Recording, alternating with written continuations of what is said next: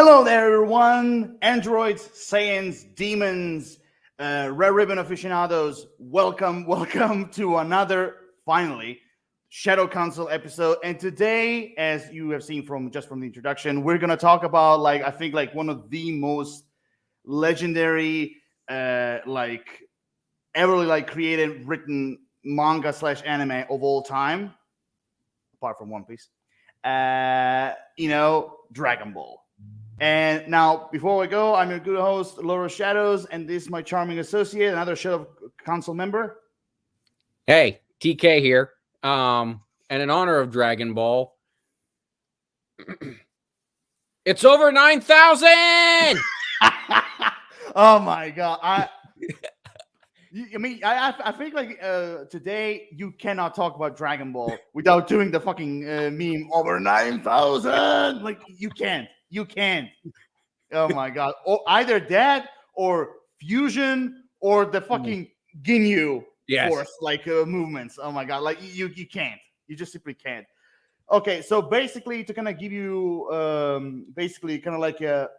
full picture, what we're gonna do is basically we're gonna go jumping all over the place. We're gonna talk about Dragon Ball in general. We're gonna explore the first one to Z to GT, yes, even GT, Super, the non-canon, canon movies, even the last Dragon Ball Super superhero movie as well, all the way to the newly announced Dragon Ball anime. So buckle up, because we have a lot to talk about, and I already have a feeling we're gonna have some shit going through. That's for sure. We're gonna get some nasty shit with everything we have to say. Oh my god! I mean, so basically, this time I'm gonna give you the honor. You decide how you wish to start this. Okay.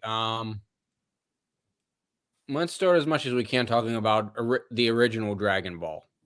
Right. Yeah. I mean, that's basically how the legendary Akira Toriyama, started. With Dragon Ball. I mean, even still today. I mean, there's been a lot of mangas and animes I've seen, but I think before One Piece, I think there was no mangaka. I think there was no mangaka before Akira Toriyama who basically explored the world building the way he did. Because I mean, even still today, again, besides One Piece, Akira Toriyama, I think the world build. I think one of the greatest things that actually made me fascinated with Dragon Ball is the world building.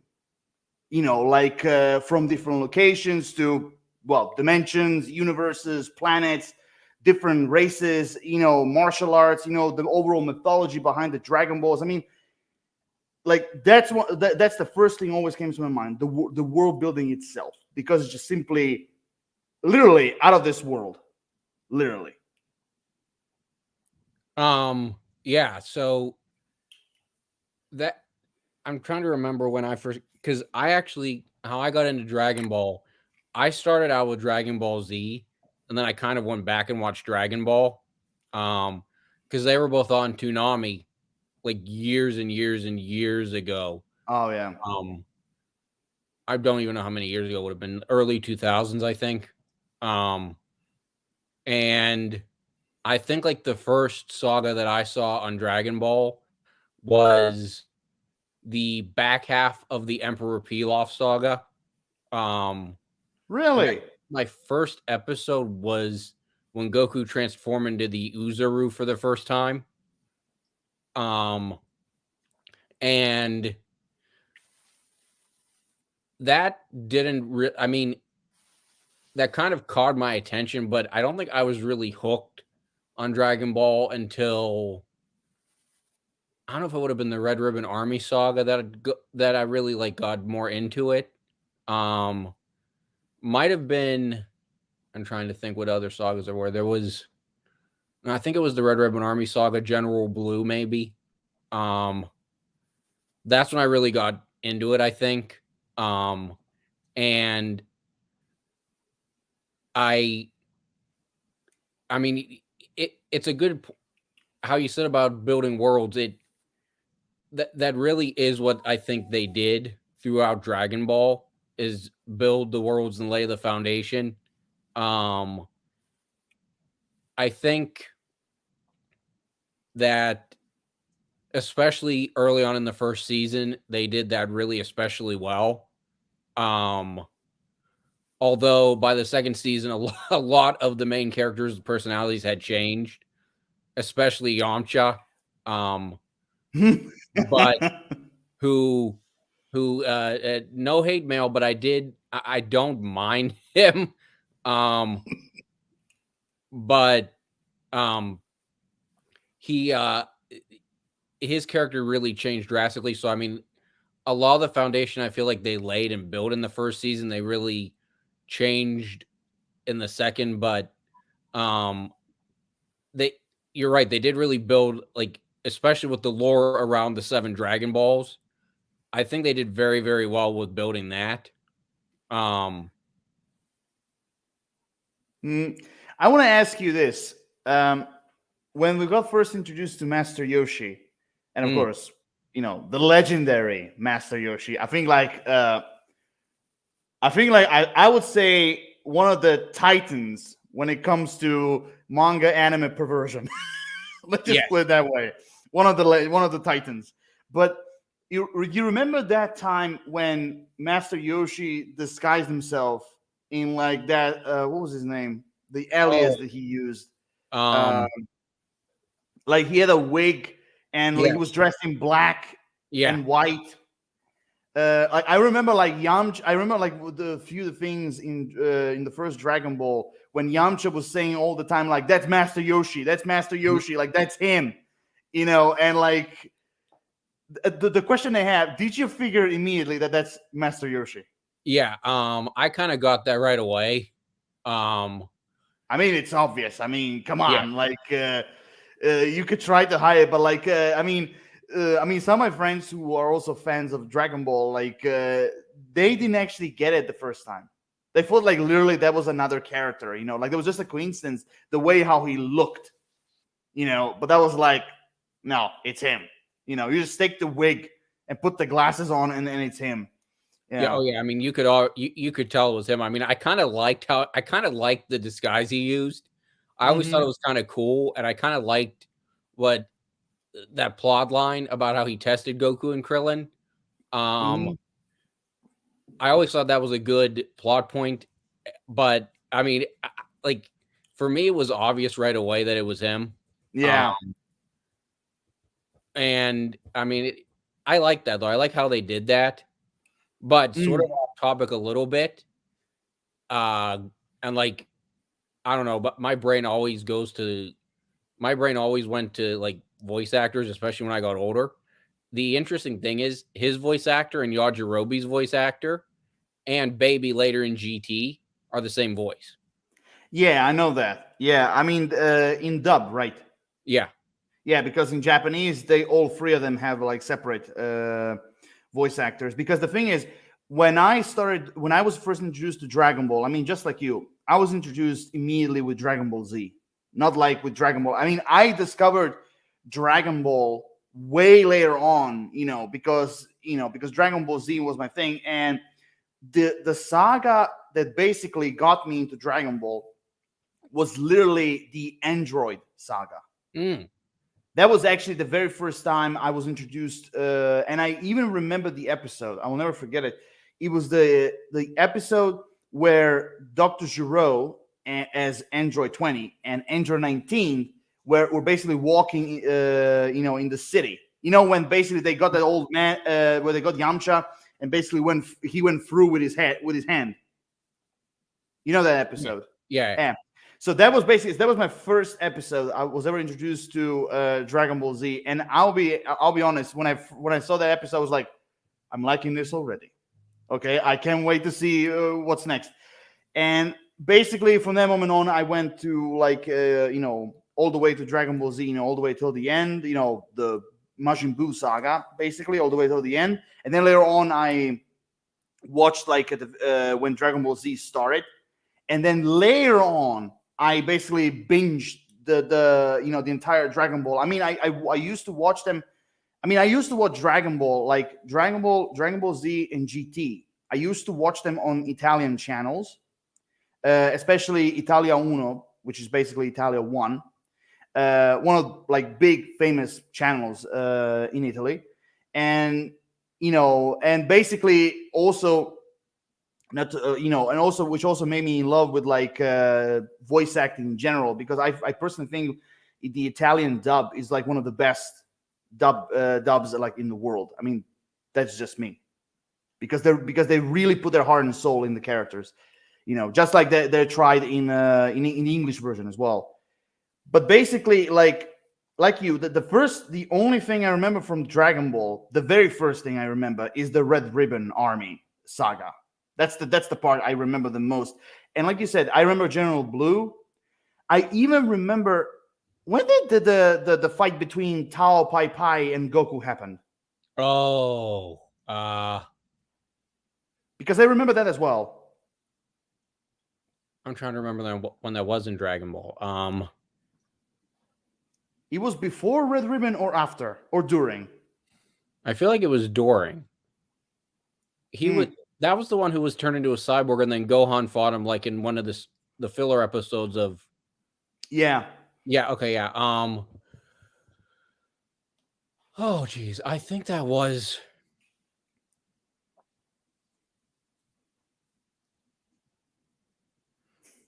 Yeah, I think that was.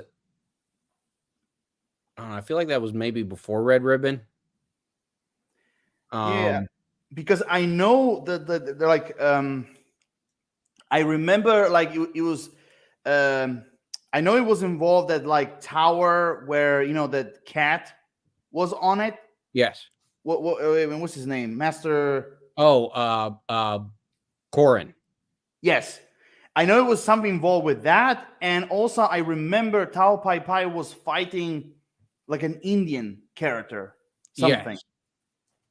Yeah, he was fighting like an Indian character, and basically like Tao Pai Pai and Goku were fighting, and then like he was defeated because like I think he threw a bomb at him or something. Yes. And he blew up, basically. But but during that time, I remember like Tao Pai Pai really did a big impression on me, like as a villain. I really liked him, especially like his fighting style, his martial arts. But I will say this: he looked cool as a cyborg, but like he was so disappointing that like Trunks beat him like that. Like I mean, like I'm really curious, like what did Akira Toriyama did when it comes to filler episodes. I really am curious, like did he like what kind of role did he have with them when it comes to filler episodes? I know in Dragon Ball Z, I think it was during the Cell games, there was some filler episode where Gohan fought him. Mm-hmm. And then in Dragon Ball, I'm trying to remember. Because I know he had. I don't remember if he actually showed up as a cyborg in Dragon Ball or not. No. He as a Tao Pai Pai appeared in Dragon Ball Z as a cyborg. Okay, so then he was regular in because I know there was more. I know he had more. Or maybe I'm confusing him with Crane. No, I thought he came back later in Dragon Ball though. I think again, I could be wrong. I mean, anyone in the comment section down below, you can basically prove me wrong if I'm wrong.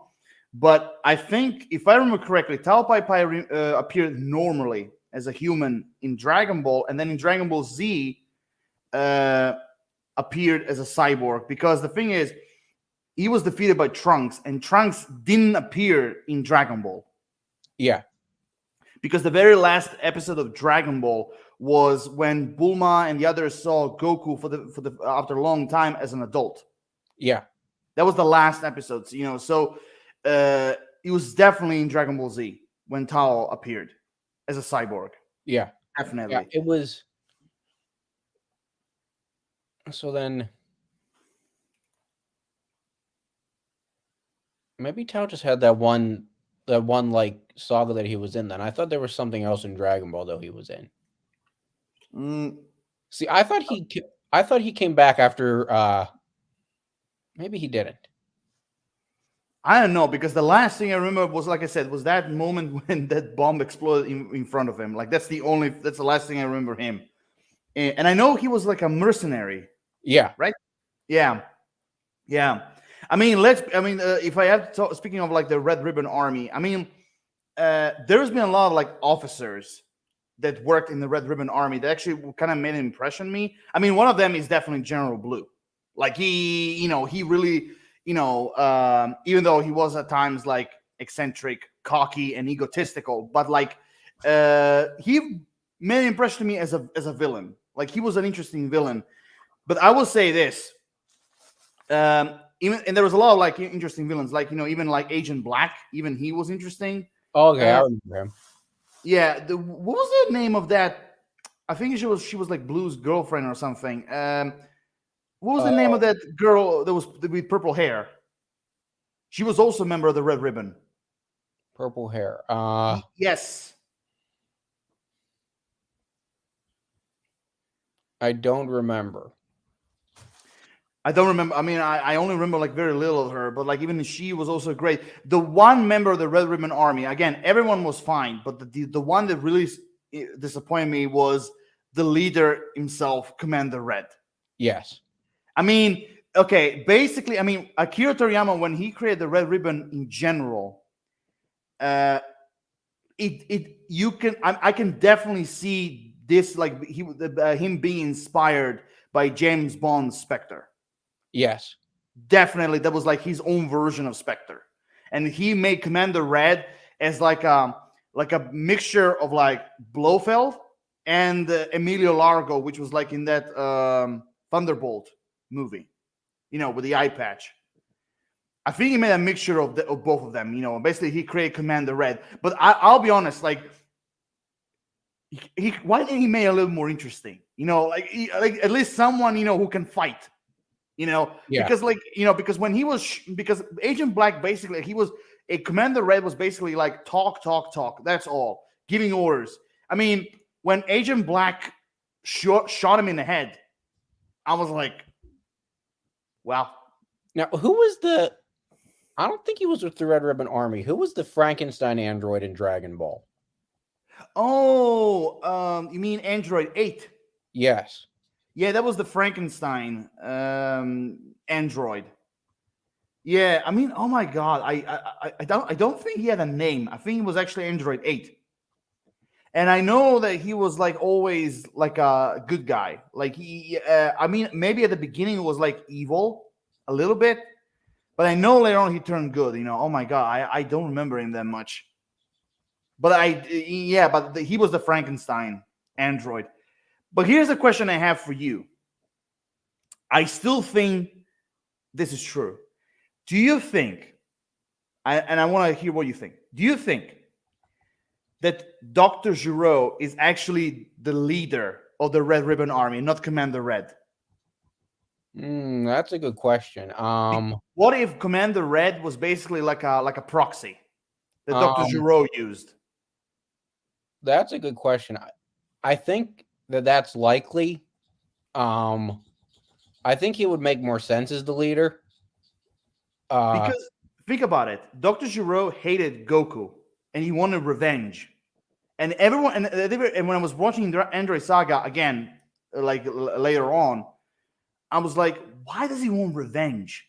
And then basically later on, you realize because the Red Ribbon Army, because he destroyed their organization. And I was like, and then if you put two and two together, you kind of think like maybe he was the leader the whole time, like this secret mastermind, basically.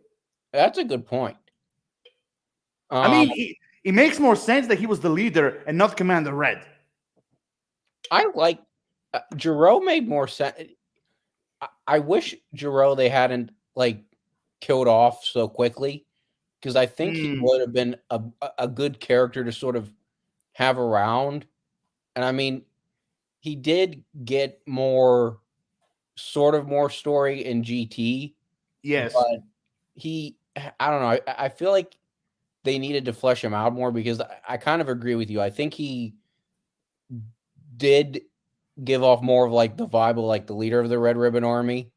I I think he was definitely the brains of it, no pun intended, because he had that brain. Literally. Um, Yes.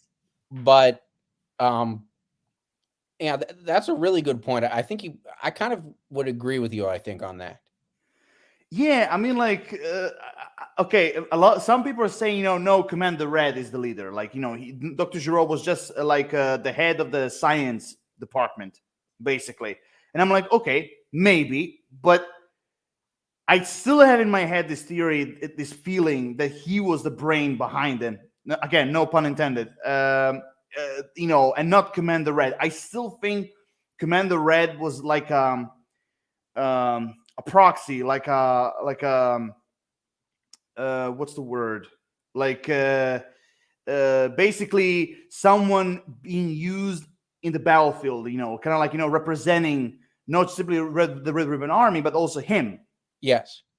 Yeah, I mean that's at least what I think, because I don't know if this is actually canon, but there was, I think, in one of the Dragon Ball games, Commander Red became an android. Yes. God, what was his number? Android. I don't remember, but I know that like I think he was Android 9. No, don't take me my word. I think it was Android number 9, because I remember like he wear like scarf, like with the RR symbols, and he had like robotic hands, and it was like an eye patch, basically all mechanical with like the 9 in it. So I think it was Android 9.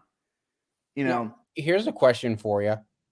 So Dr. Giraud. So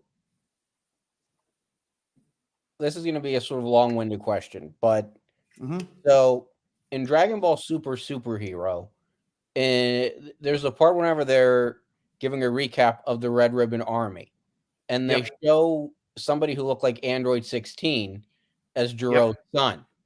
Yep. So here, and watching Dragon Ball Z Kai back, having that context, and how Giraud kind of like fights not to have Android 16 reawoken, and he says he's dangerous and all.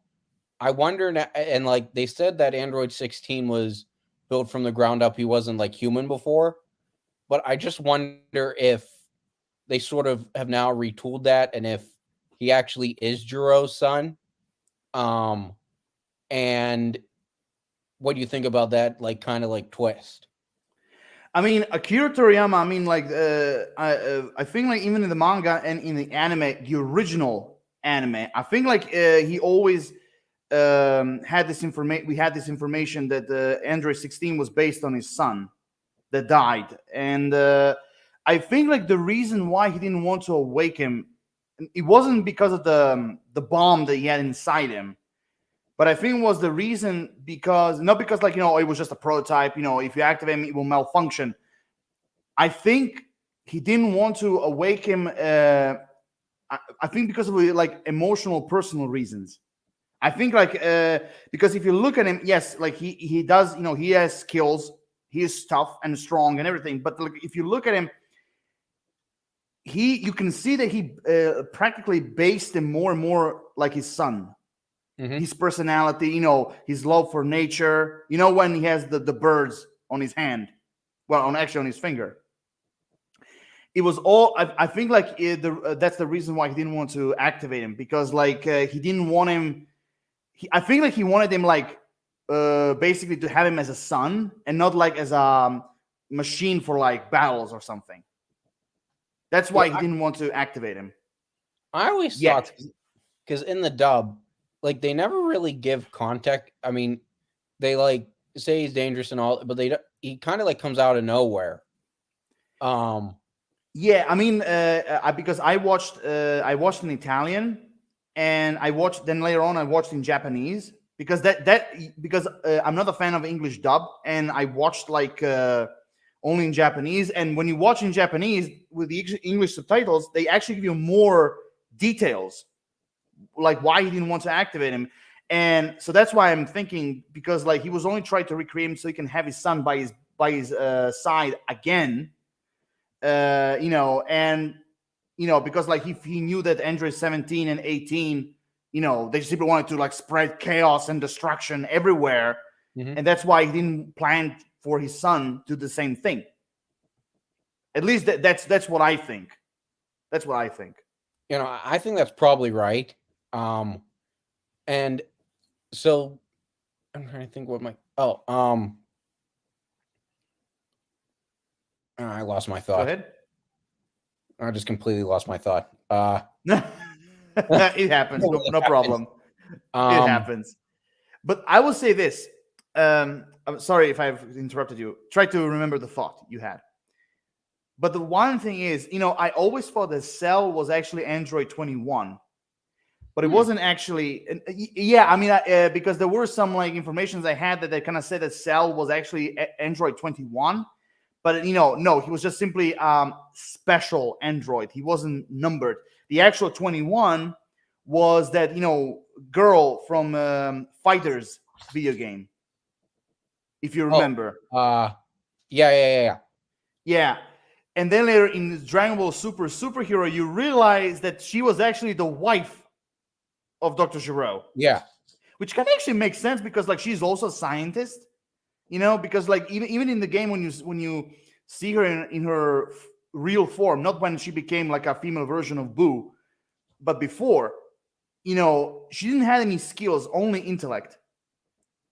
So I think like she did the same thing like Gero, like basically putting her brain in the android body. I think that's the thing. But I was really surprised that Akira Toriyama decided to basically make her as Jiro's wife. Yeah. That wasn't. I feel like Dragon Ball Superhero sort of went back and reconned a lot of stuff. Honestly, I don't think they did. I mean, a lot. I don't think they did a lot. I feel like they added a little more or not recon, but it added more context. Yeah. Hang on one sec. I just want to also add one more thing. When it comes to Dragon Ball Superhero, I just want to say this. Magenta was actually way more interesting than his father, Red. Yes. Yeah, I kind of like Magenta. Yeah, I mean, like, okay, it's a shame that he got eliminated, quickly with the sting, the poison thing. Although I will say I love that poisoning dance thing. I love that was hilarious. The way he died. How funny would it have been if during the movie, like whenever he like ripped off his clothes, like was the android, he said, "Let's go." Oh my god. Oh, I mean, yeah, it makes sense because fucking like oh my god, I'm forgetting his name now. Charles Martinet. Martinet. I mean, it makes sense because Charles Martinet was actually the one who voiced him. By the way, that was an insane surprise. Yeah, I didn't even realize that was him, and then whenever I looked up, I was like, "What?" I mean, the character is so different from Mario, and like, there's no even like hint of Mario in there. That like, I know. It just blew my mind. Yeah, I mean, I will say this role as Magenta just simply proves, as I was saying, because the English dub of Superhero I only watched because of Charles Martinet. I want to hear him as Magenta, and honestly, it just simply proves that he can actually voice act. Yeah. Oh yeah, definitely. That was really a shock for me when I read that, and it just, I mean, he was really good, and I thought the character was actually probably a very strong character. Mm-hmm. And I hope if they do what they've done with Resurrection F and what was it, Battle of the Gods, which was eventually they turned those into like arcs in the series. I hope they do that with Superhero and Super Broly. Oh yeah, because I think they have like a good few arcs between those movies alone that they can flesh out a lot more. And I hope they bring Magenta back. Because I think he could do more. I even wouldn't be opposed to them bringing him back and sort of putting him in Cell Max's body, make him like perfect Cell. You mean, or you mean like, for example, like, you You mean like Captain Ginyu when he switches bodies? Yeah. Oh, I yeah. wouldn't be completely opposed. I mean, it'd be weird, but I wouldn't be completely opposed to them doing something like that. Yeah, I mean, like when you look at the Magenta, his goal was basically to bring back the Red Ribbon Army, Yeah. back to their former glory. It's kind of like make his father proud, basically. And again, I mean, I'll be honest, I've seen the reaction of some of the YouTubers when they were reacting to the trailers of Dragon Ball Super Superhero, and I'll be honest, not all of them, but like the majority of them, when they heard the Red Ribbon Army, they were like, "Oh my God, not this again!" Like, Yes. really? I'm like, honestly, what's wrong with that? Yeah, I wasn't too opposed to. I mean, I liked the concept whenever I heard it.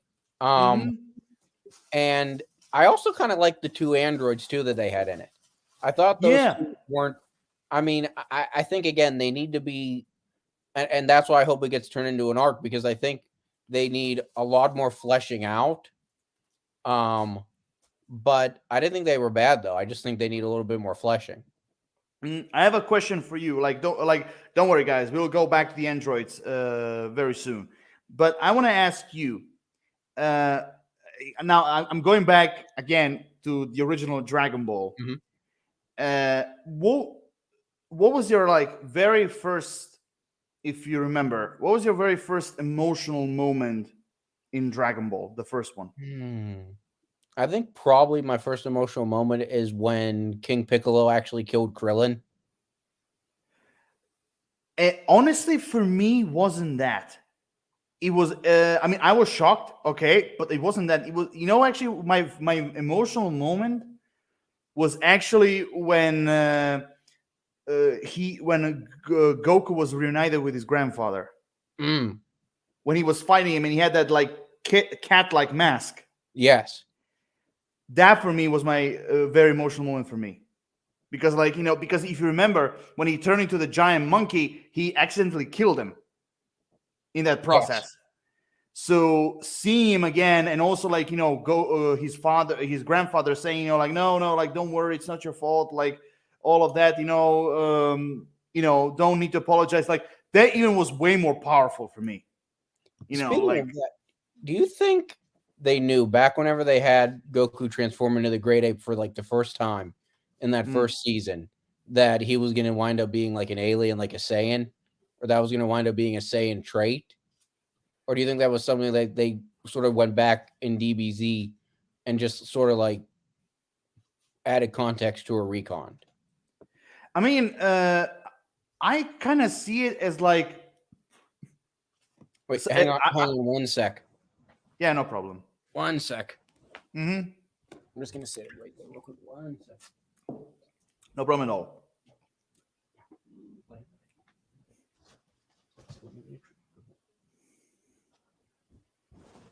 All right. I'm sorry about that. I had to deal with my dog.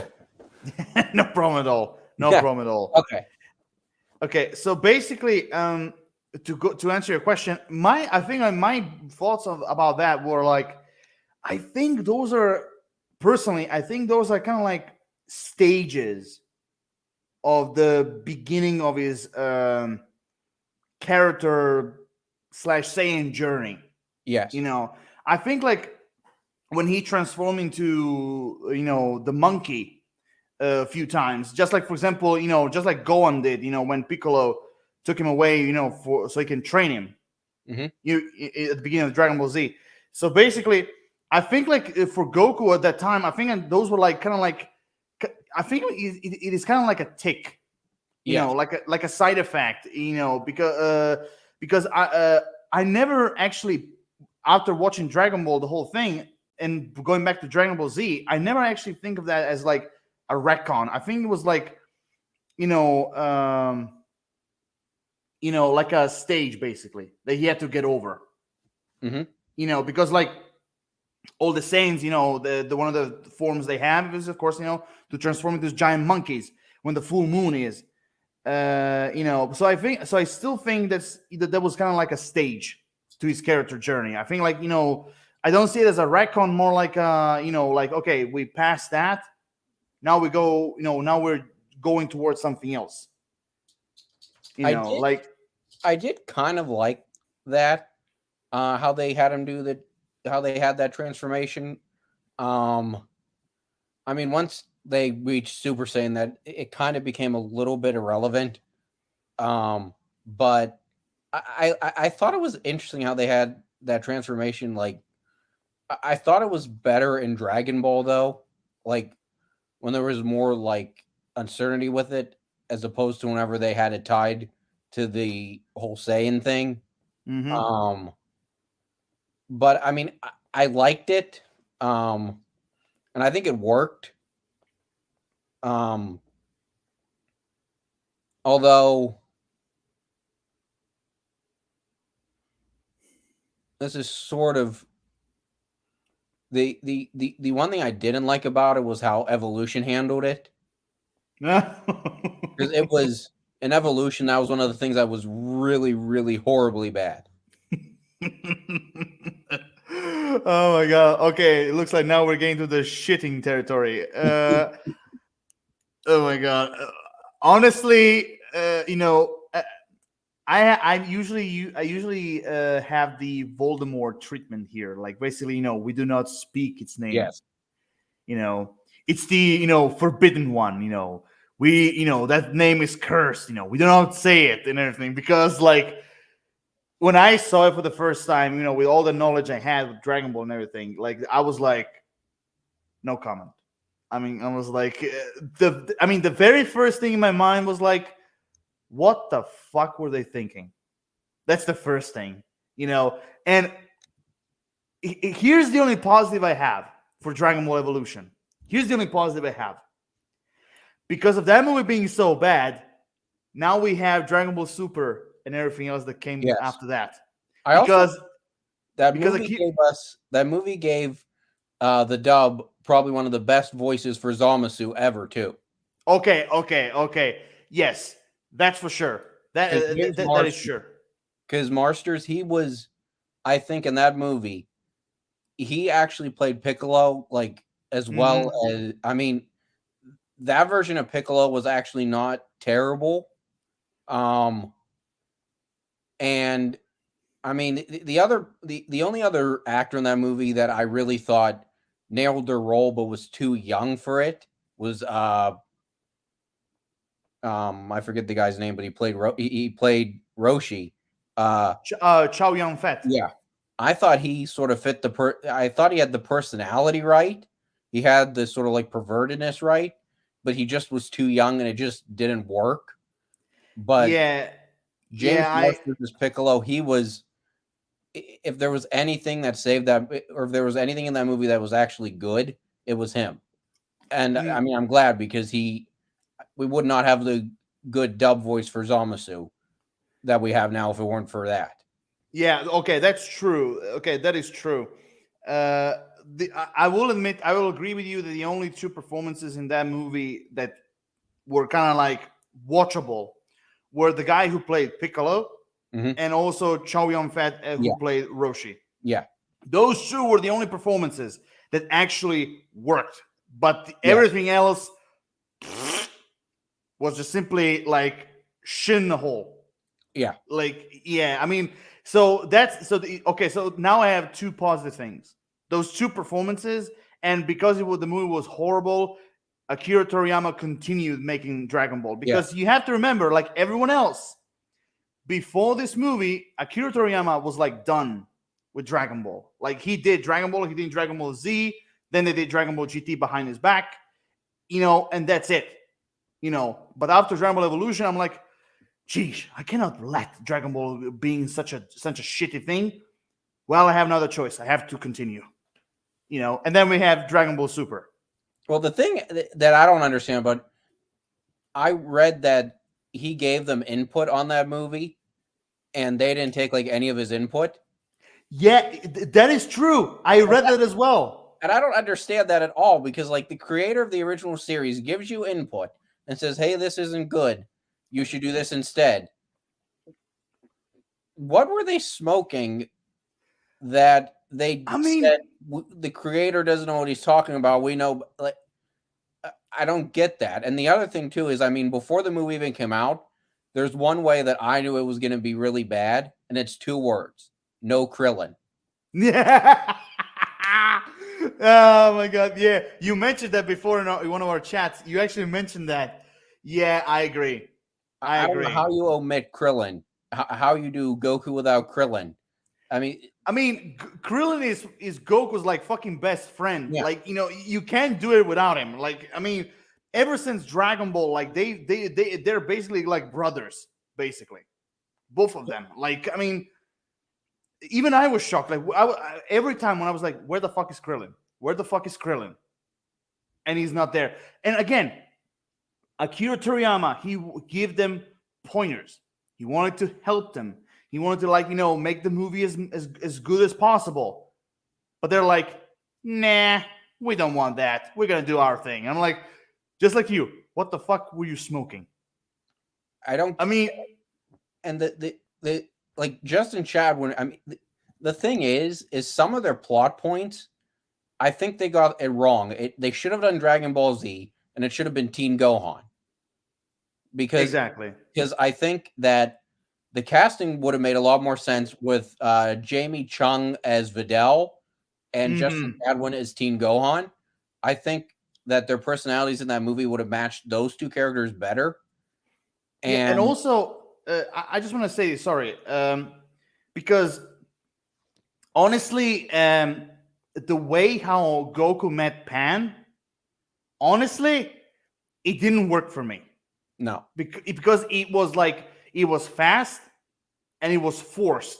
Yes. And honestly, like, I preferred way more how they met in Dragon Ball, than here. I don't even have to say it. Like, their introduction was way better in manga and anime than here.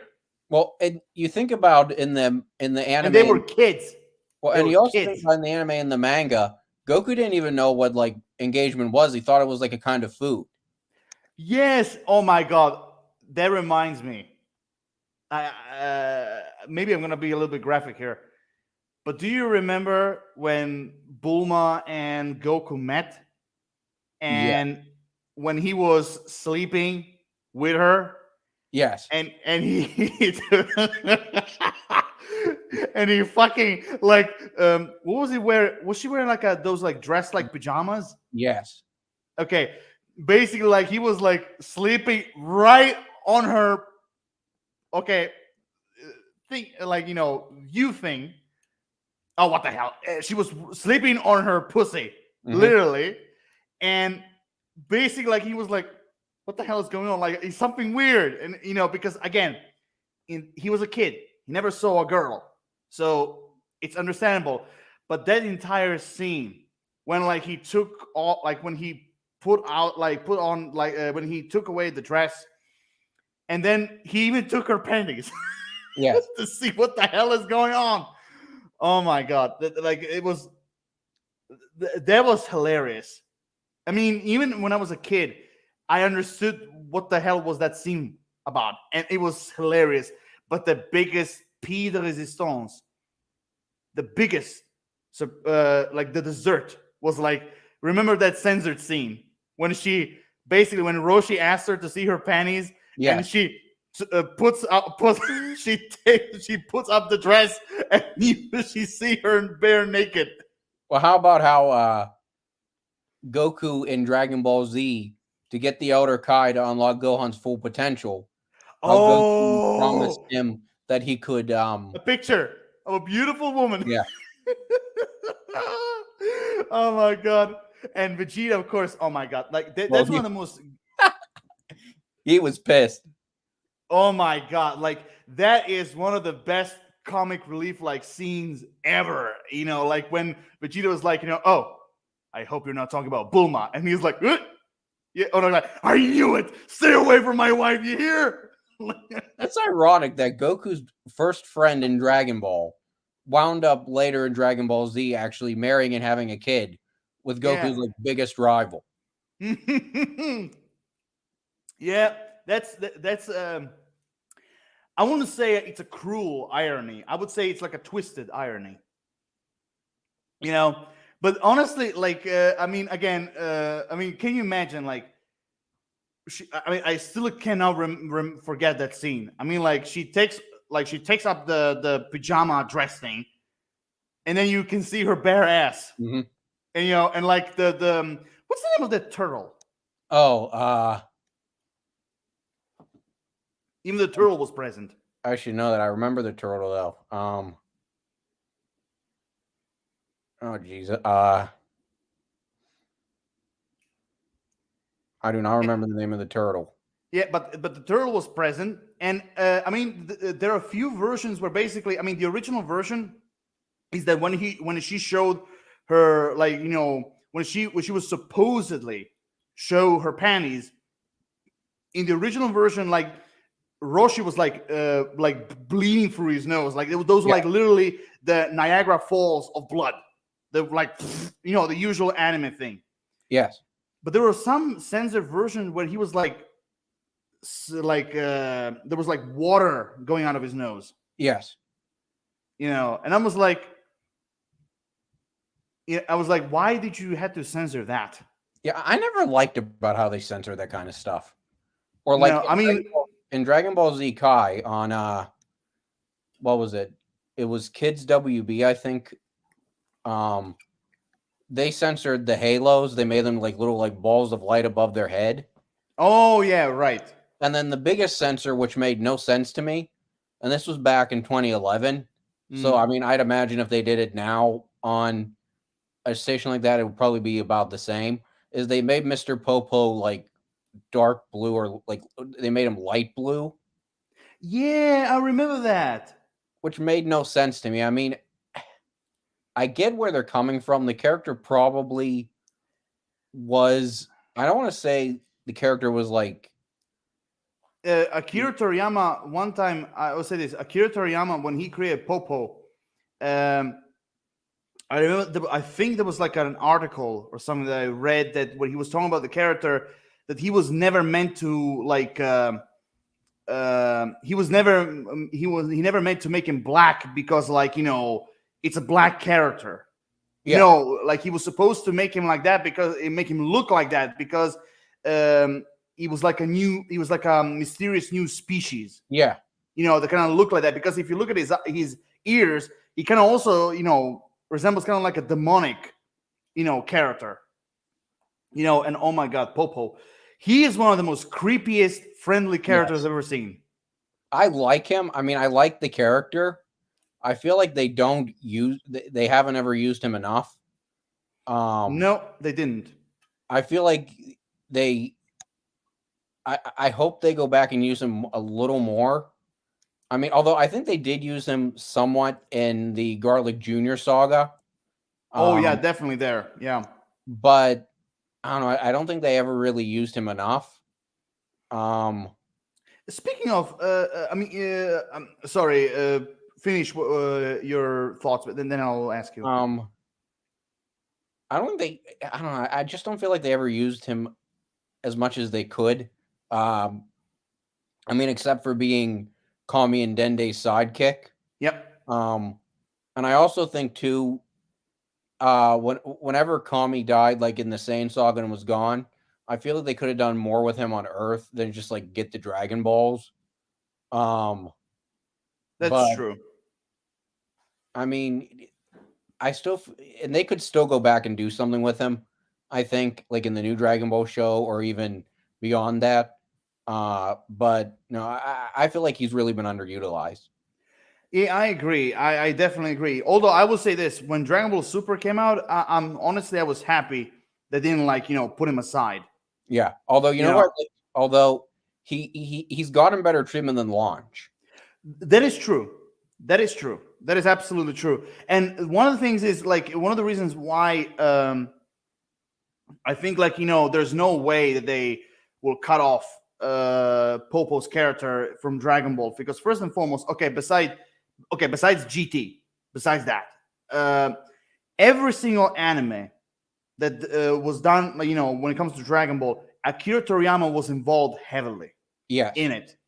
And because of him, there is no way you will see ever, like, you know, they're gonna remove Popo's character. No way, because he'll be behind it, And of course, people from like Toei Animation and Shonen Jump, like they're all like highly respect Toriyama, So there's no way they're gonna remove him. No way. And also, I think like again, every single involvement that Popo had, again, it's all Toriyama's decision. He used him the way he wanted. I will say this: when the first time Goku saw him, I actually really liked the little fight that he had with him. Yeah. He wasn't just people like there, creepy looking and a little bit like clumsy. No, like he actually has skills, which makes him more interesting as a character. I kind of hope that I feel like the sort of parallel to Popo, sort of. The character I feel like they used early on, but then like they completely and utterly got rid of in Dragon Ball Z, which I kind of get why they did, but they could have used her for filler, and I think they still could use her for entertainment. Is Launch. Oh right. Wait, let me check. Let me check something. Yeah, I think I remember her. She was the one who had blue hair, and then she would sneeze, and her hair would. Oh right. Yes. Yeah. When wait, when she was blue, I think like she's fine. She's like calm, and when she's blonde, she goes like full bananas, like all action, far shooting, and everything. Is that right? Yeah. I remember her. Yeah, I mean, she was in Dragon Ball Z, but they didn't use it that much. Yeah, they almost completely, I think, like after the first couple episodes, they black holed her. I mean, like, if I remember correctly, even in the manga, she was not used that much. Yeah, I think she did have a small cameo at the end of Dragon Ball Z whenever Goku was trying to get the energy for the Spirit Bomb against Buu. Oh, yes. She was there. She was present. I mean, she was as a cameo. But they really got rid of her early on in Dragon Ball Z. That's true. I wanted to ask you, I'm going back a little bit to the Garlic Jr. arc.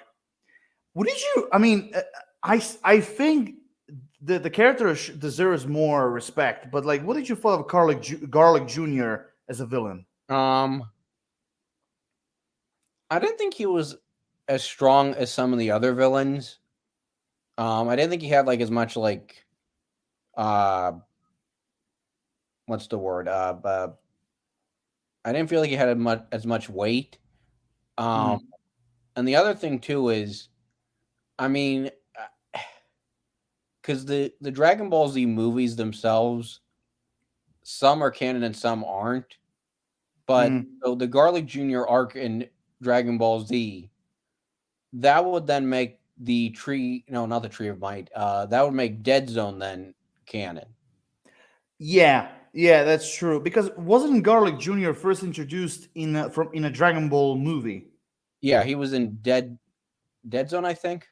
Yes, and wasn't that like was Goku still a child, or was Gohan who they kind of like kidnapped? No, I think that was Gohan. Yeah, because I remember there was like was it like he ate like an apple or something, and then he basically was like a drug or something? No, I think that was Tree of Might. No, because there was one scene. I mean, okay, they kind of went totally bonkers in Dragon Ball Z Abridged, but there was like a scene where he ate like a fruit, and the demon was like no, like don't eat it or something, and basically he kind of went to sleep or he was drugged or something. But and it was from this movie. Yeah, that might have been Dead Zone. I kind of remember that. Yeah.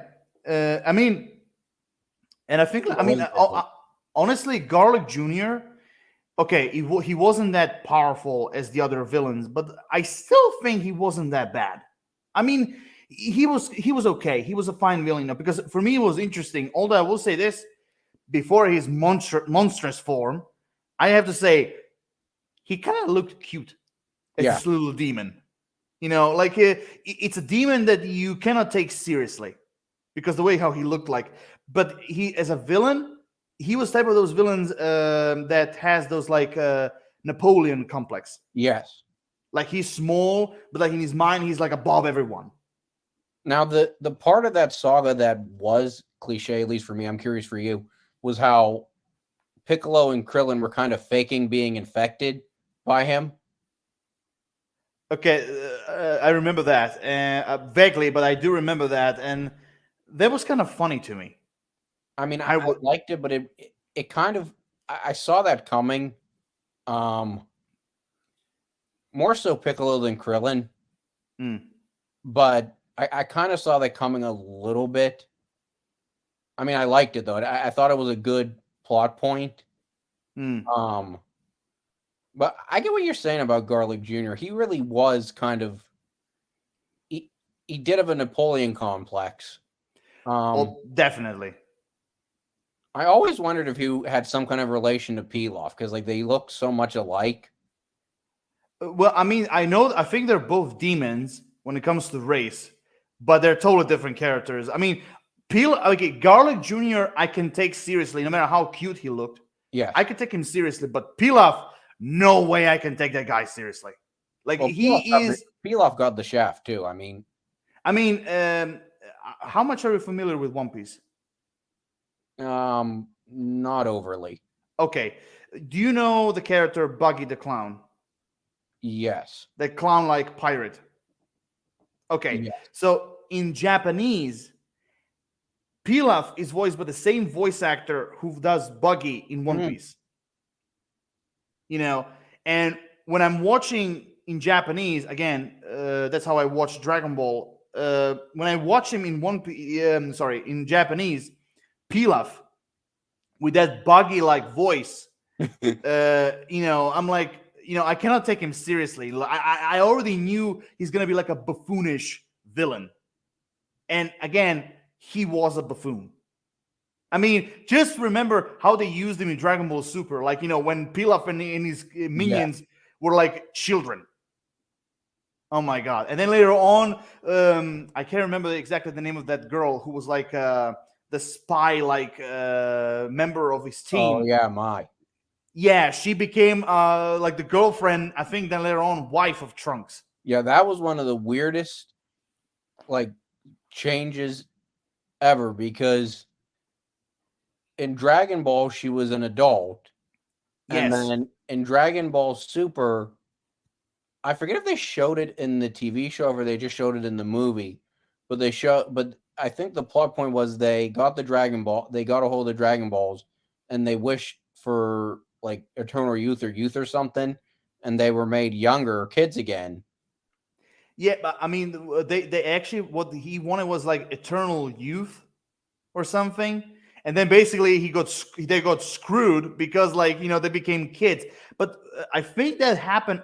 Don't get me. I don't know if I'm sure if that's correct, but I think that happened in Dragon Ball GT because they were like old during that time. Yeah. So I think that happened there when they became kids. I could be wrong. I remember because I don't think they ever showed it. At least whenever they went back and made. I'm trying to remember. But one thing I do also remember is that imagine there was one scene in Dragon Ball Battle of the Gods when they were like celebrating Bulma's birthday, and you see like all three of them as kids like at the party, and then basically when Bulma, I think it was Bulma who actually asked the question, but when she asked May how old she was, and she said I think I'm 42, 43. Yes. And then if you look at closely, it's kind of weird. Like she was, even though she was a kid, she was 40 in her 40s, and then I don't know, all that thing was kind of weird. And later on, the Trunks and her became a couple, and everything. I'm like, that was a weird. That was a weird change. I mean, I kind of liked. I mean, I think they needed to give Trunks Trunks needed that kind of relationship in that arc, but that just really was weird to me. Yeah, for me as well. Trust me, even for me as well, that was weird. Oh my god! But I will say this: when it comes to Dragon Ball Z, okay, with the exception of Doctor Gero, you know actually who which other villain I think he was wasted? Hmm. Radish. Okay, yeah. I think. I mean, okay. First and foremost, we're talking about Goku's brother, number one, and I'm like, the way how he was used. Okay, I know it was the beginning of Dragon Ball Z. I get it, but like when the way how he was used, I thought it was like it was so disappointing. And the way, I mean, just the way how he was killed. You know, like how the laser beam went through like Radish and Goku, like both of them. You know, but I still think like, you know, like you have Goku's brother here, and I think like he was like really underused. Well, and all the times Goku's died, how come he hasn't gone down like to hell at all and like seen his brother or had any like kind of reunion either? Yeah, I mean that's also true. How come like in the afterlife? How come he never saw him? Because I mean, once he gets that instant transmission thing, I mean, he could just sense out his power and then go down there. I mean, I don't get why he has. Of course, it's the same thing with his dad too, though. I mean, Yeah, in the manga they kind of expanded more on his dad, but they never did like in the anime. They did. There was that movie Bardock. yeah, the episode of Bardock. Yeah. But they never really expanded on him all that much. No, I will say this: the episode of Bardock, I think they kind of extended a little bit what the actual manga anime showed. They kind of extended a little bit, like when it comes to his character. I will say this, like, I mean, Bardock, when you see him, like, you know, I mean, he's identical like Goku. Like, you can see that that's his father, but like, even though I mean, everyone knows that he was killed by like that laser beam, by that big giant energy ball that he throw at the Saiyans. I mean, with Frieza throw at the Saiyans and the planet. I'm still like kind of like sad, you know, like that, you know, Goku and him didn't have a reunion and everything. Yeah. You know, yeah. I mean, there was like, do you remember that I think it's non-canon, but when Bardock was like, when after that ball like fell down upon him and the planet, he was like sent back in time, like and he was fighting like a Frieza lookalike ancestor called Chilled or something. Do you remember? Have you ever seen that? I know what you're talking about. I don't think I've ever seen it, but I know. Yeah, that episode. That's I don't think it was an episode. I think it was like a mini movie or something. But that part was so confusing, like because basically the first scene is, you know, Frieza destroys planet, you know, of the Saiyans, planet Vegeta. He destroys the planet, kills all the Saiyans, and then like all of a sudden, like in his last moments, then boom, all of a sudden you see Bardock on this planet. And I can't actually remember like the race that lived on that planet, but basically he was in this planet, and you see Chill, like this, like who is basically not like who is basically the ancestor of like Frieza and Cold. And then, you know, because of the last thing Chill said when he died, before he died, he's like, you know, we have to like warn our kind of this like Saiyan race, which kind of gives an idea that how all started, basically. And so I thought like, wait, if he went back in time, I mean, that part is so confusing. Like, does that mean he's alive or dead? I mean, like, that was really confusing for me. But overall, I mean, I thought like Bardock as a character, he was interesting. Yeah, I'll be honest. I was going to first say he was way more interesting than, for example, King Vegeta. Way more interesting. They kind of changed his character a little bit in Dragon Ball Super Broly. They kind of made Yeah. him a lot more like uh a lot calmer. And the other thing too is that made me think in Dragon Ball Super Broly, they also changed why Goku went to Earth in the first place. But first and foremost, let me just say one thing. If you have to blame somebody, blame Akira Toriyama Yeah, because he wrote the story. because that was one of the things I wasn't crazy about in that movie. It was how because all through Dragon Ball Z, Goku went to Earth, was sent to Earth to wipe out the planet's inhabitants.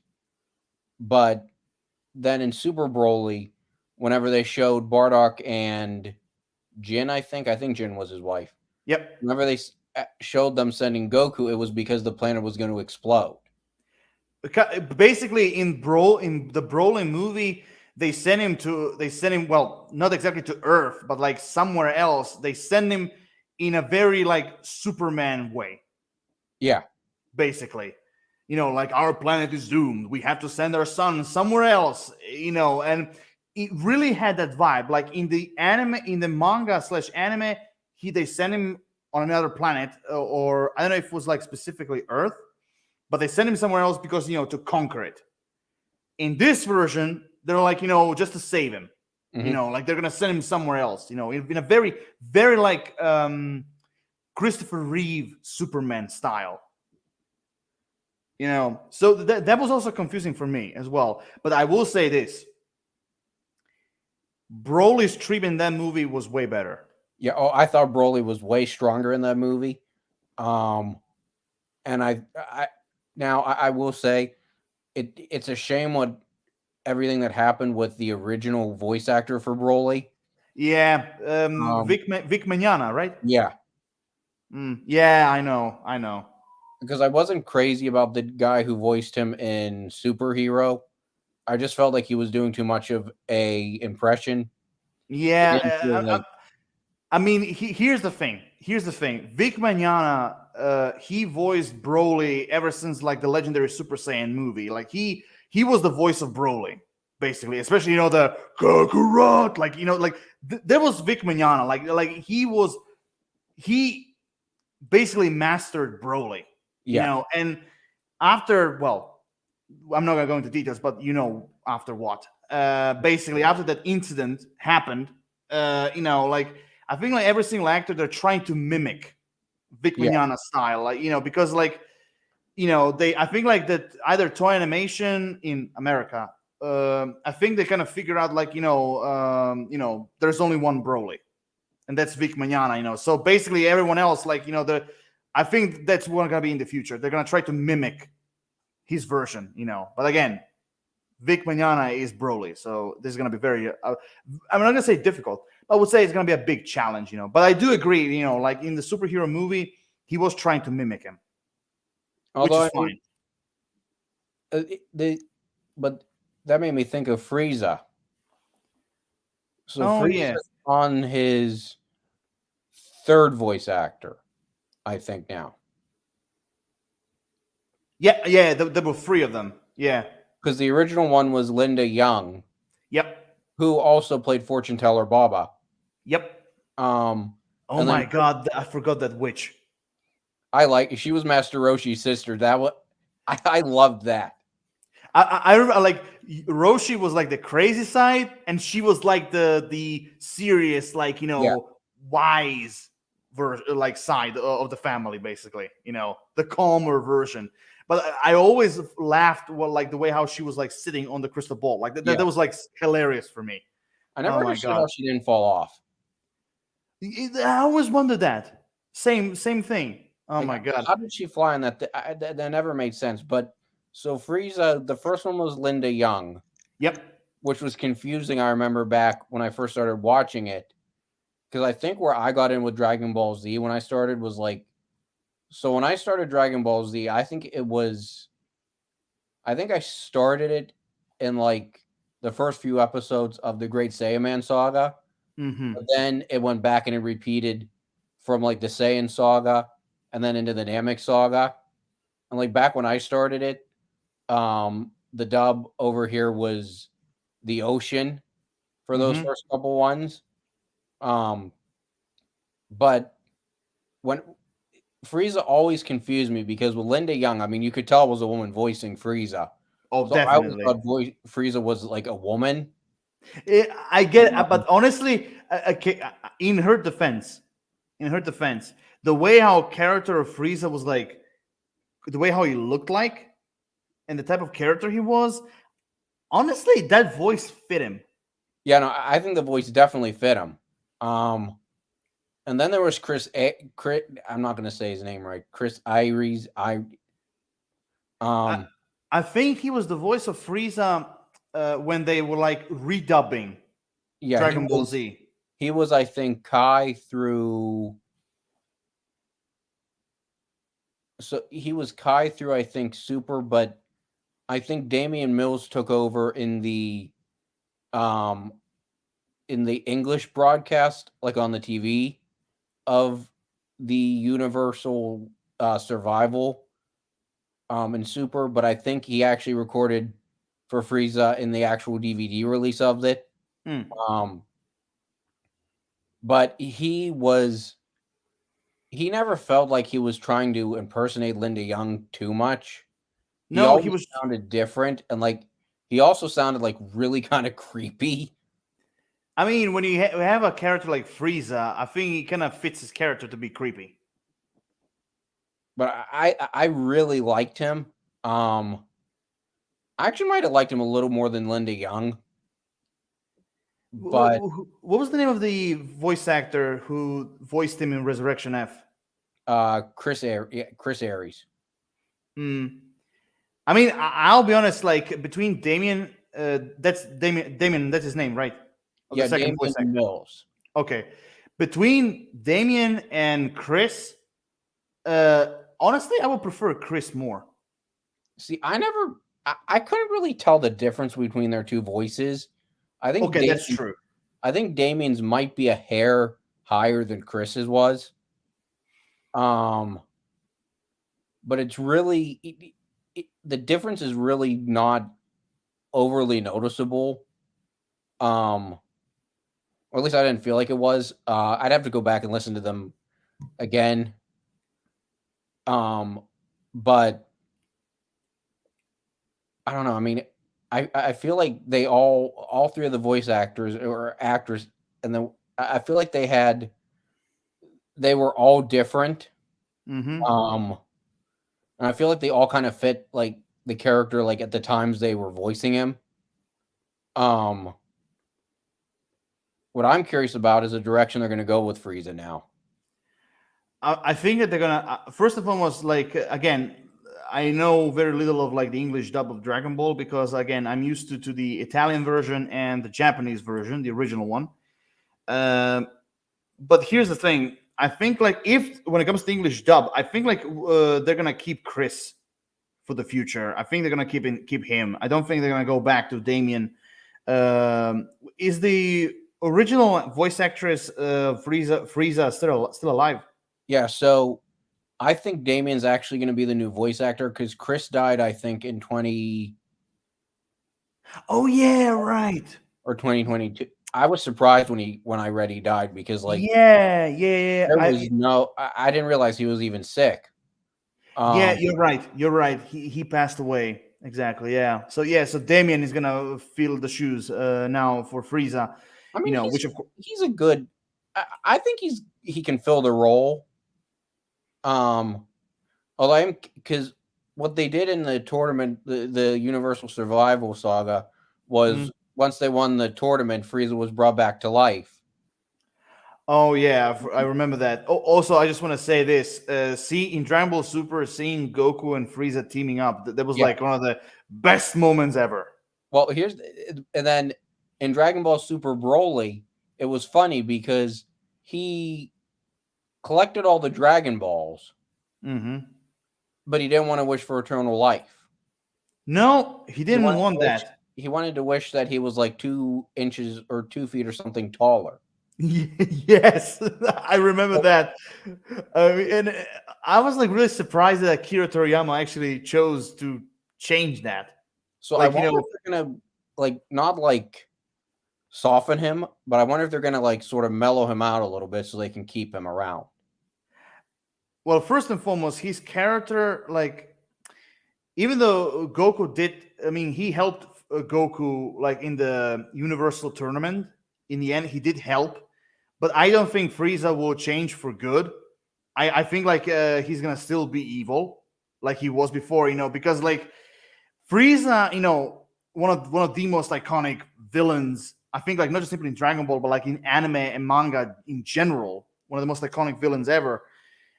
He has a long history of villainy, so I don't think they're gonna like change. I don't think Akira Toriyama will plan to soften him up. I don't think he maybe a little bit, maybe just a little bit, but like I don't think it's gonna be like 100% being soft. I think like he's gonna keep him villain, like he's gonna keep him evil, but maybe few percentages lower, maybe. I really don't want them to kill Frieza again, or at least like outright do it. I kind of like the idea of like them keeping him around, like in the background, like have him pop up every now and then, but like keep him around. Actually, when I was watching the Universal Tournament, not all the universes, but like when they were like Beerus' universe against Champa's universe. Yes. There was one change in one of the characters, which of course is Frost, the other universe's version of Frieza. In the manga, Frost is actually good. Like he's not evil or like diabolical. He's actually good. So when they change, like at first you seem like oh, okay, he's all good and everything, but then later on you realize that he's conniving and like evil. Well, maybe not exactly evil like Frieza, but like he's still bad.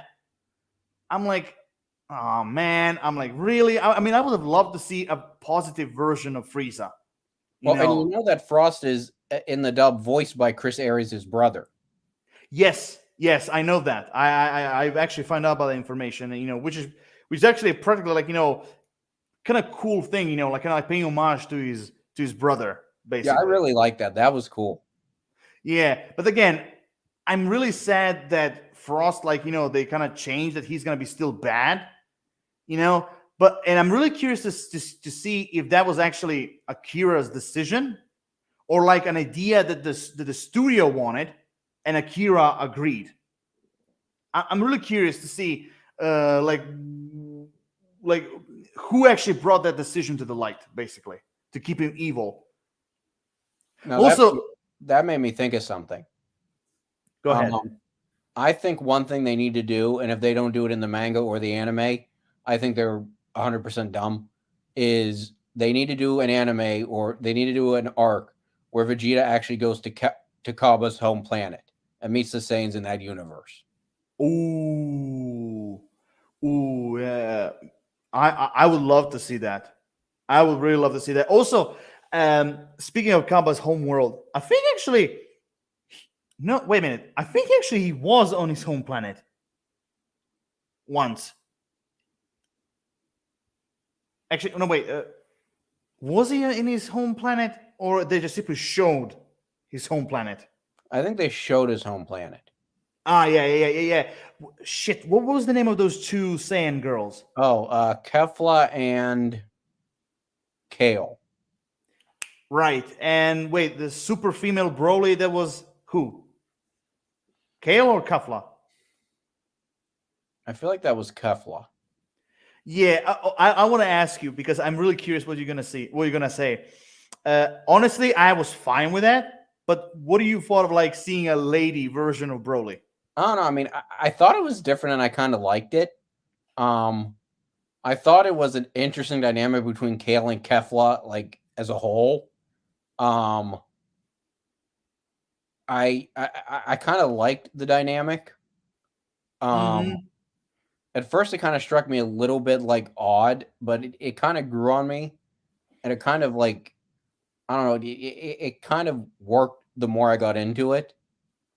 I was more used to the whole like Goku Vegeta dynamic where they're kind of like at odds, and this dynamic like kind of like they were more like a team. So it kind of, from that perspective, it kind of left me like, at first I thought it didn't fit, but then it kind of worked. Yeah, I mean, I heard also some. I mean, also I love the dynamic between Kafla and Kai, right? Uh, I mean, I always forget her name. I know Kafla is the like the toughest girl saying. I know that's her. But I always forget the other one. That was like, because usually I call her like Lady Broly, basically. That's how I call her. Uh, but I've read somewhere. I don't know if I don't know. It was like, I don't know if this was like Akira Toriyama or one of the producers or creators, workers of Dragon Ball Super. But I have read somewhere that one of them actually said that she's not on Broly's level. Like she is like a legendary Super Saiyan, but she's not like on Broly's level. Like that Broly is way more stronger than what Kai or Kali than what she is. yeah.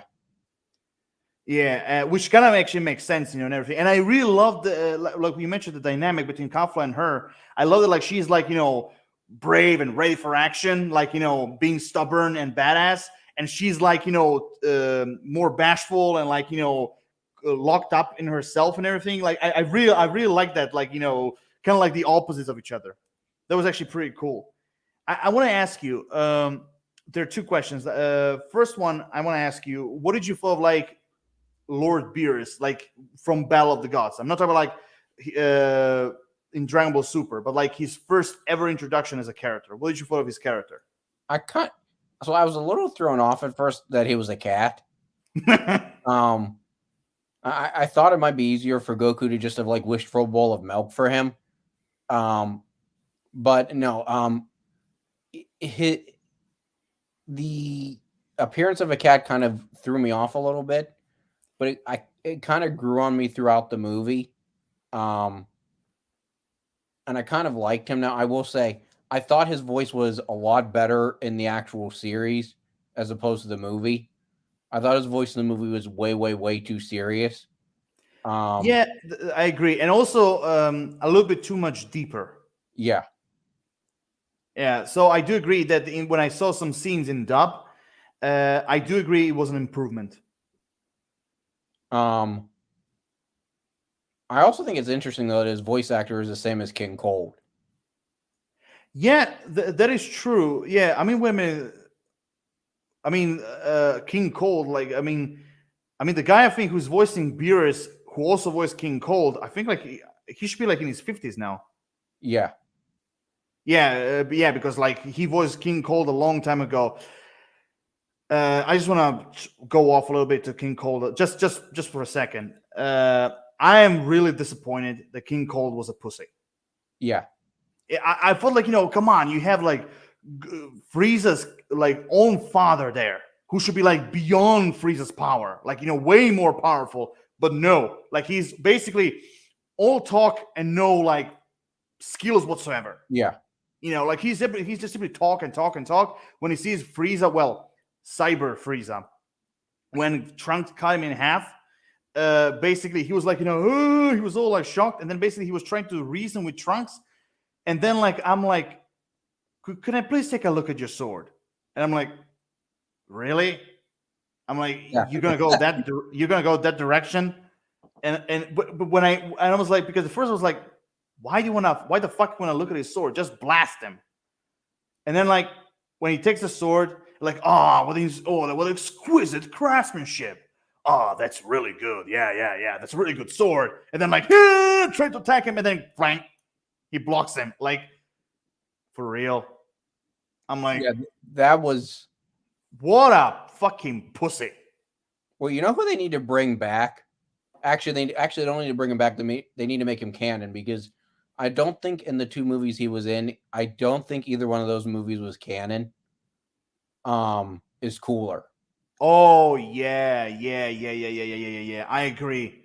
Cooler. I mean, I liked him in the first movie where he appeared. I mean, I liked him in the first movie, and I even liked him when he returned as like a cyborg. I think it was like the Return of Cooler, right? Yeah. I liked him both in those movies.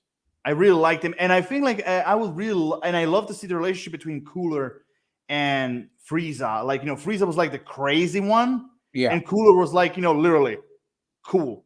He was like more serious than him, even though he also wanted to conquer and everything. He was like, I think he was like more strategic. He was more like, intellectual in a way than what Frieza was.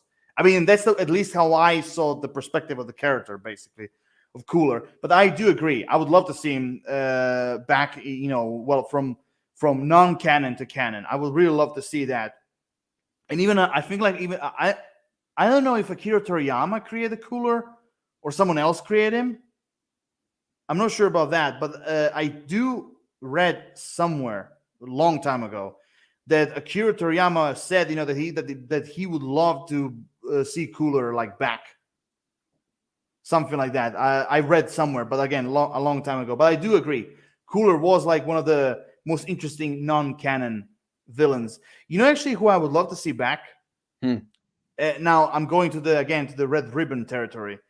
I would love to see Android 13, 14, and 15 back. Yes. Oh my God. Was that the android who, whenever he powered up, he had like the reddish hair and like the blue? Yeah, when he absorbed the chips and yes, I don't know what the hell those was, like batteries or something. But basically, he when 15 and 14 were like destroyed, he basically absorbed those like pieces into his body and basically became Super Android 13. Basically all blue with orange hair. Yes. Yeah. I mean, like I said, that's one of the characters like those three characters I would love to see back. Because some people like I've seen some Dragon Ball fans saying that they were not interesting, like all three of them. But for me personally, I think like they're underrated as villains. I think they were actually pretty interesting. Yes, of course, their mission was to eliminate Goku. Very simple. But I still find them interesting. What did you thought of them? I liked them. I thought they were interesting characters. What interested me the most, and my brain always goes to voice actors, is the one android in that movie, the one with like the little bow tie and like the yellow hat.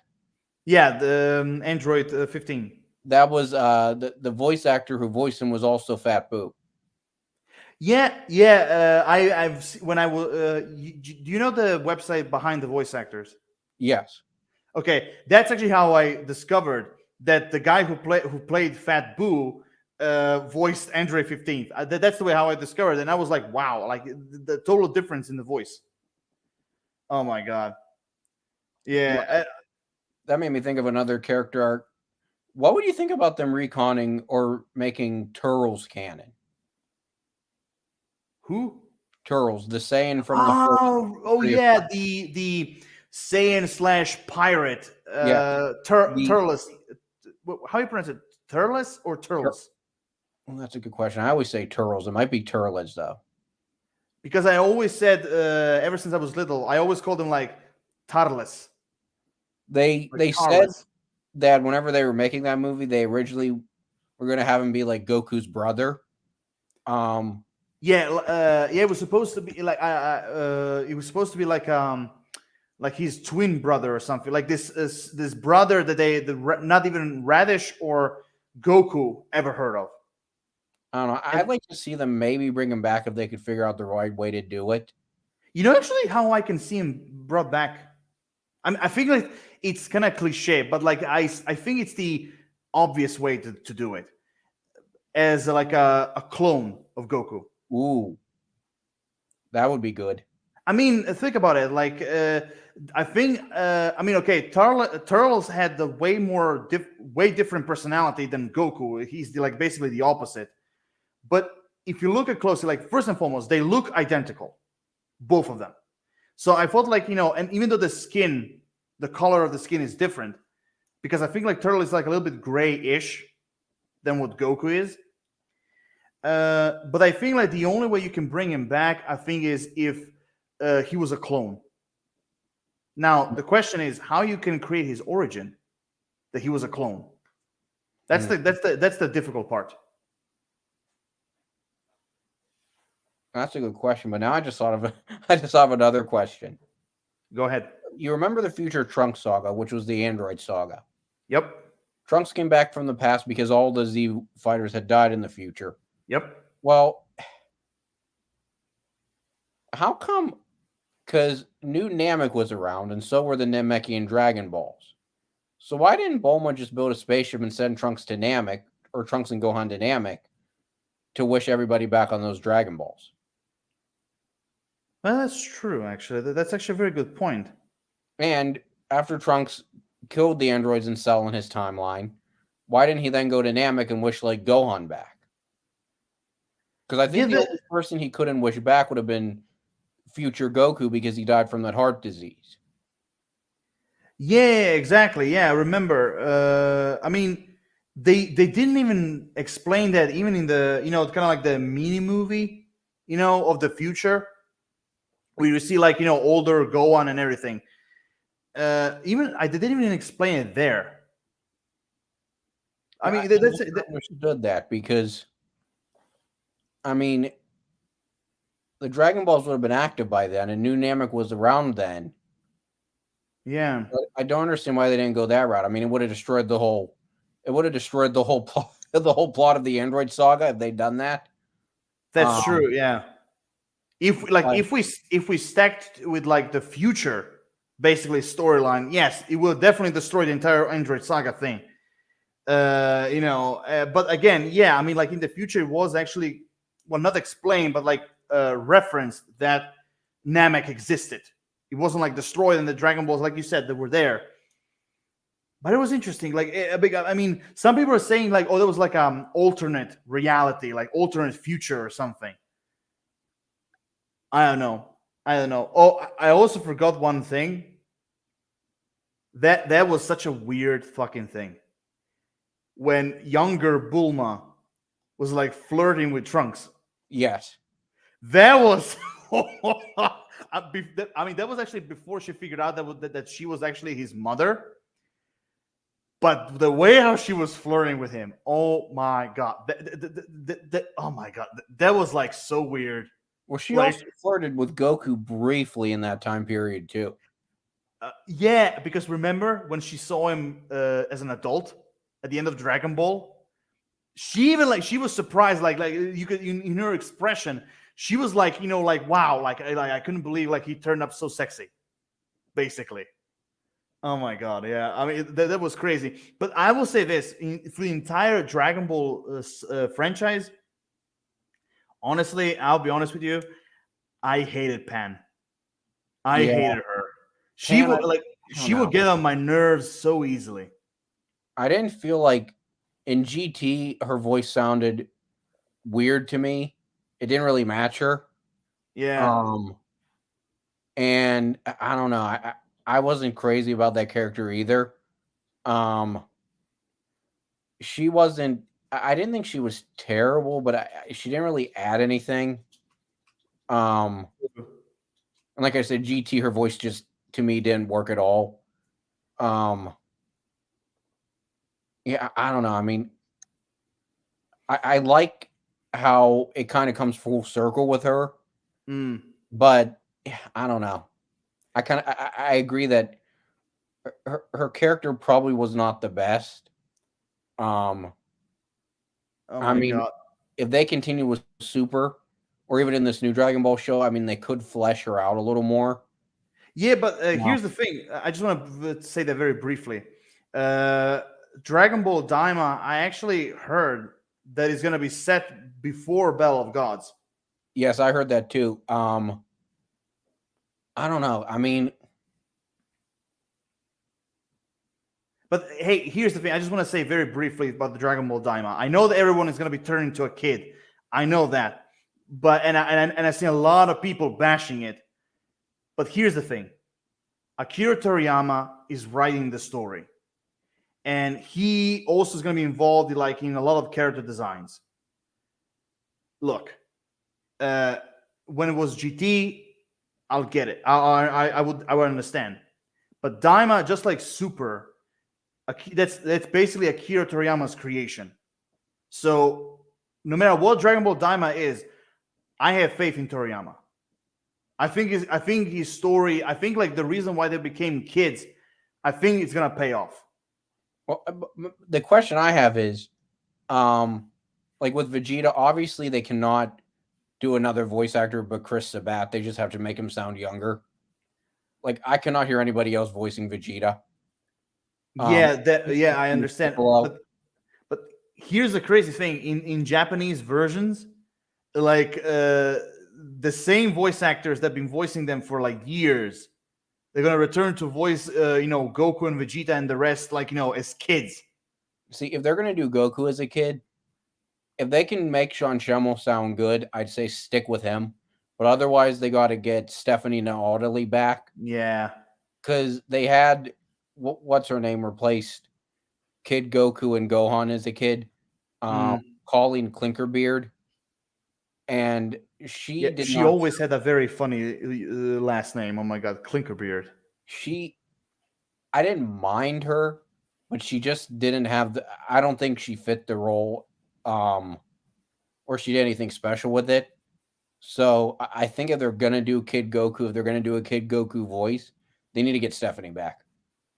Yeah, definitely. I mean, I agree with you. Like, they're either gonna get like the when it comes to the Japanese dub, when it comes to the Japanese version, I'm gonna say right now, the actors who voice like adults, Goku. I mean, the Japanese voice actors are way more professional when it comes to like voicing kids. Even though, for example, like when you see younger Goku, you can still hear like the adult Goku. I mean, did you ever heard the Japanese version? Yes. Okay, so the voice actress who voiced Goku like for decades, she every time when Goku was young, she actually did a pretty good job voicing Kid Goku. She was like really good. Also, I just want to say, the lady is like in her 80s and like she's still knocking it out of the park as Goku. I just want to say that, like the lady is a legend. But I agree with you.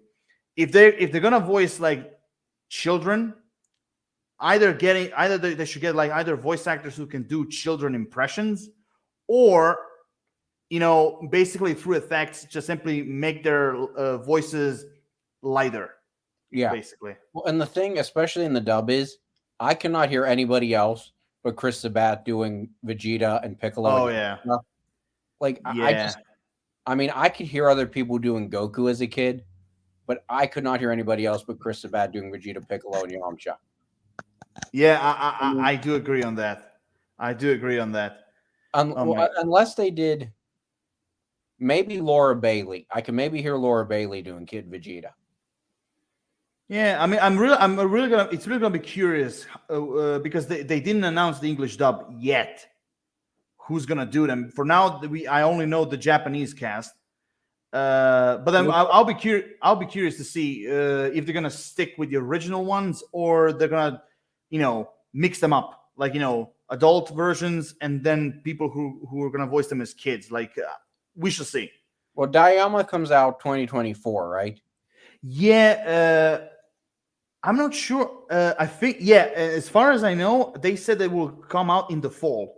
So I'm guessing we won't get ours till fall 2025, either spring 2025 at the earliest, or I'm going to guess fall 2025. Yeah, because I heard somewhere that it's going to come out in the fall of 2024, like October, November, that part. So we're really far away. So I can definitely see. There's no way we get ours in 2024. I'm going to guess probably like spring 2025 or fall 2025. Might not even be able 2026, depending on how. No, I don't. When it comes to the English dub, like usually for anime, you don't have to wait like that long. I think it's gonna be like difference like in months, basically, a few months longer. So I will agree that either summer or spring 2025, you'll get the English dub. But honestly, if you cannot wait, I mean, you can try the Japanese version to watch. I'm probably gonna have to at least see it, like for some spoilers, to see what it looks like. Well, or at least because I'm gonna watch it in Japanese, so you can ask me. my first impressions. I hope they turn Fat Boo into a baby. I've seen how Majin Buu is gonna look like as Majin Buu, right? Yeah. Okay. I've seen him how he's gonna look like as a kid. Oh my god, like he's so adorable. Oh, that's gonna be You awesome. you want to squeeze him. Oh my god. Also, didn't Majin Buu, well, Fat Buu, didn't he actually also had like 2 voice actors? Because there was one who was like, very, very light, and there was the other one who was like a little bit deeper. So Fat Boo and Kid Boo, I think, had the same voice actor, but then Super Boo and Scary Boo were I'm trying to remember his name. Justin Cook. Yeah, because you know how Dragon Ball Z went through like redubbing, I think like 1 time or 2 times, I don't know, but like for example, because the English dub, I remember, for example, that scene when Majin Buu Fat Buu was fighting Dabra. Yes. And he was like, okay, I remember that high-pitched voice, but there was one more version where the high-pitched voice was a little bit deeper. Like there were 2 versions. Maybe it's the same, but the like, I don't know. I'm just asking because like I know I know there's been redubs for like for Dragon Ball Z like multiple times, so that's why I'm asking. I think it was the same. They did with Evil Boo, Super. They did with the other transformations of Boo. They kind of deepened his voice like a lot. But I think Fat Boo and Kid Boo was the same. When it comes to voice acting, yes, Fat Boo and Kid Boo were the same voice actor. Although they might have actually like lowered the voice a little bit. They might have actually lowered the voice in Kai a little bit though. Maybe that was the thing. Maybe that was the reason why it was a little bit lower. But a lot of the voices in Kai. Yeah. Also, Kai, I would say this. Kai actually, that's one of the reasons why I prefer watching the original version, Japanese or otherwise, because Kai censored a lot of things. Yeah. And they made it look like not just to be cleaner, but even when they tried to make it cleaner, there were a lot of scenes that were like really out of place when it was trying to be clean, more like more cleaned up, basically animation, and a lot of scenes that were like violent. They were either removed or like lightened up a little bit. Well, they also omitted the best episode of Dragon Ball Z, which was the driving episode. Oh my God, yes. I think Akira Toriyama also said that the driving license episode. I think Akira Toriyama also said that was like one of his favorites. I mean, there was no real, there was no real point. There was no real point to the episode. Do anything. But it was hilarious. Yeah. Oh my God! Like basically Goku doing all this like crazy fucking shit, and then like Piccolo is like driving like 5 miles an hour, and like basically hey Piccolo, I want to race, and like like the racing each other. Oh my God, that was like crazy. And also like Goku getting like that old like pensioner instructor who was like he was like basically nothing. Like the first lesson that he taught him, how to open the door. And then the girl, like the woman who was with Piccolo, she was like crazy, like gas baby, like like drive like crazy. She was a complete nut. Oh my God, that episode alone was like crazy, but crazy hilarious. And then in the end, when they saved that bus, they're like, oh, you don't need driver's licenses, like you're great this way you are. So basically, they did all that for nothing. Yeah, that was a pointless episode, but I mean, it was one of the funniest. I mean, come on, how can you not laugh when you see Piccolo in that like human clothes? Although I'll tell you what the best episode of Dragon Ball Super was. Go ahead. The best one was whenever they were having that party after they beat Zamasu, and they were trying to convince Goku that Beerus was Monaka.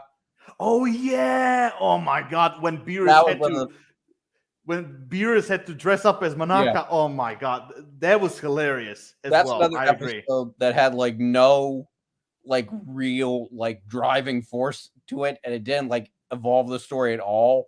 But it was just so fun. And then the other episode, which I enjoyed at least in the dub, was whenever they were talking about the first tournament with Champa, and Oh yeah. the narrator of the show kind of broke the fourth wall and got really irritated with Goku.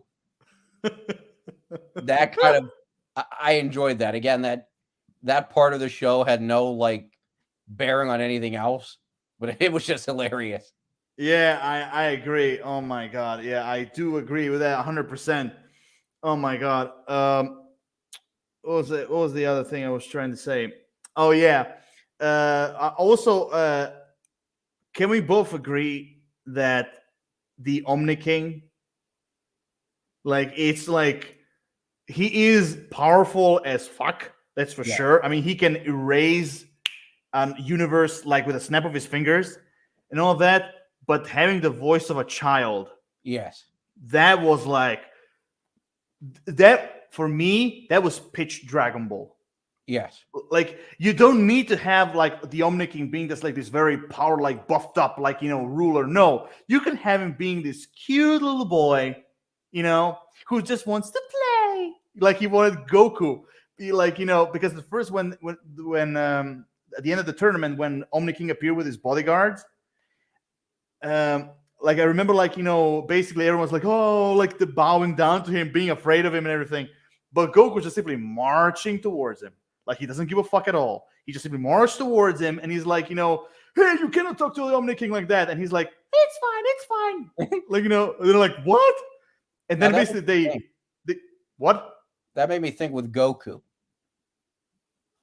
What? What do you think about so in the manga and I guess the original anime in Japanese, his character never really changed.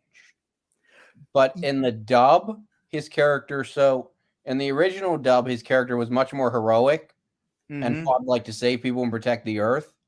But then in Kai, I guess he was kind of like that through the Cell games. But then whenever they dubbed in Kai, they dubbed the final chapters the Great Saiyaman Saga, the Buu, and the Kid Buu. And then all through Super, Goku is a lot more like selfish and self-centered and fights more like to get stronger and test his own limits rather than like protecting other people and like saving the earth. Like, what do you think about that change? Honestly, like, here's the thing. I said a couple of times on the stream that I always stick to the original Dragon Ball Z. I never pay attention to Dragon Ball Kai. I only one time watched it because I wanted to see the difference between the original and the Kai version. So I did notice some of the, like you said, some of the changes they did with the character and everything.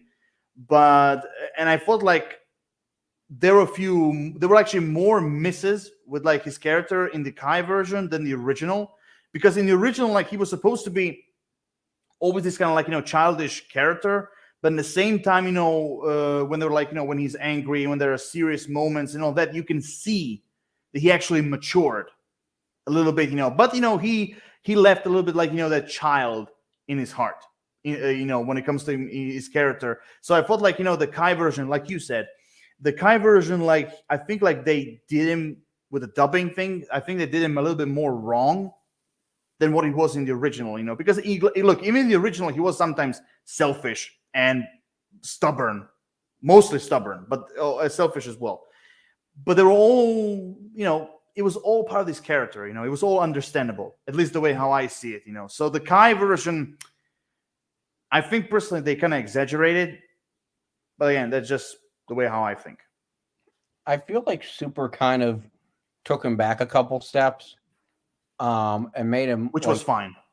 But at the same time, I feel like Super really kind of evolved Vegeta a lot more. And I actually think to the point that for me, although Goku is like the main character, like when you go back and watch Dragon Ball Z from the beginning to like Super, like you really kind of see Vegeta's story a lot more. True, that's true. I mean, like, Vegeta also, had a lot of like spotlight moments in Dragon Ball Z. Like, let's not forget that, all the way from the beginning. But yeah, I mean, Dragon Ball Super, he did shine more than what he did in Dragon Ball Z. That's for sure. Speaking of Vegeta, like one of my favorite moments, it's also meant to be like a filler thing. But when he begged Whis to train him, Yes. and he tried to give him as many different food type, like culinary, delights, trying to like, persuade him to train him. But basically, and then in the end, like, oh my God, he win them over with that fucking packed thing that you only need to boil. How it's called? I remember that. It's not like what's it called? Rami. Ramen? I don't think it was ramen. I mean, it looks like ramen, but I think it wasn't that. It was something else. I'm trying to think because I can picture it. But basically, like the funny thing was, like, seeing Vegeta cooking. Yes. You think like, okay, this guy cannot even like make an omelet, but like it was something about it that it was like so hilarious. But at the same time, I respected him because like of his tenacity. How far he's willing to go just to simply to become more powerful. I mean, one of the things they removed, when they were like trying to extend the Battle of the Gods arc through in Dragon Ball Super, one of the things I was so sad that they removed was like, the dancing. When he did like, let's play bingo, when he was like dancing. I'm really sad that they removed that. Now that was hilarious. That made me think, talking about Vegeta. You asked me this question earlier about Dragon Ball. So I'm going to ask you about Dragon Ball Z. What would you say your most emotional episode or episodes were? Oh my God. Oof. Okay, one of them is definitely when Vegeta sacrificed himself to stop Fat Buu. That is definitely one. When the way he kicked Trunks on the neck, and then like punched Gohan on in the like in his stomach. Yeah. Oh yeah. That gets me every time, that scene. That really got me a lot. But actually what got me?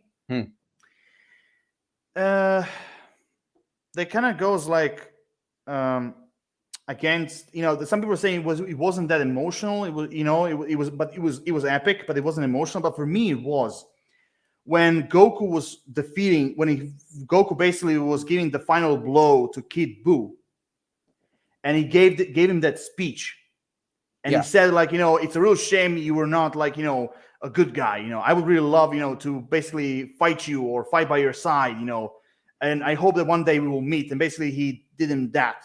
He basically said goodbye and basically, just simply throw that at him.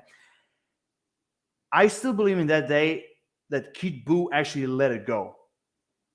I don't think he was overpowered. I have a feeling that he let himself go.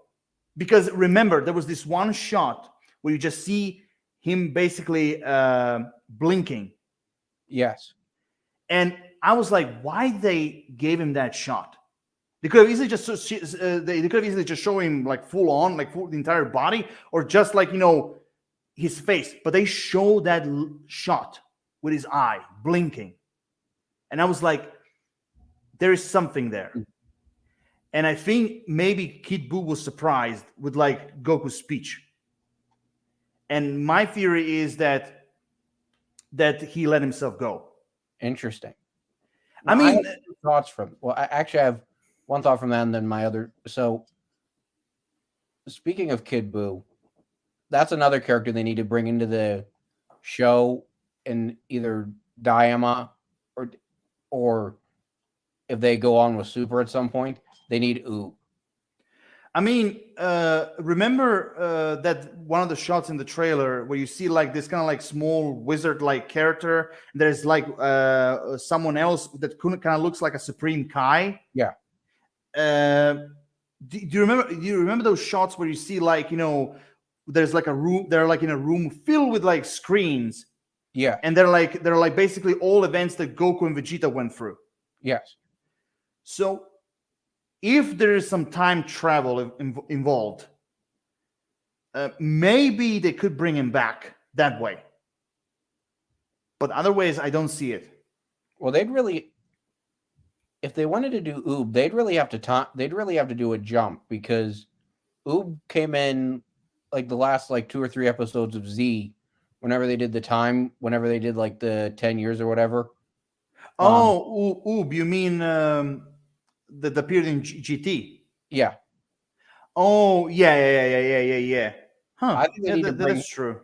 I think they need to bring him in and make him canon, because that dynamic with Goku was always one that I feel they did not explore well. And I always felt like there was a dynamic there, because of what you said about how Goku had that speech with Kid Buu and everything, and then how Oob's supposed to be him reincarnated. I think they need to bring him in and have a dynamic with Goku. Yeah.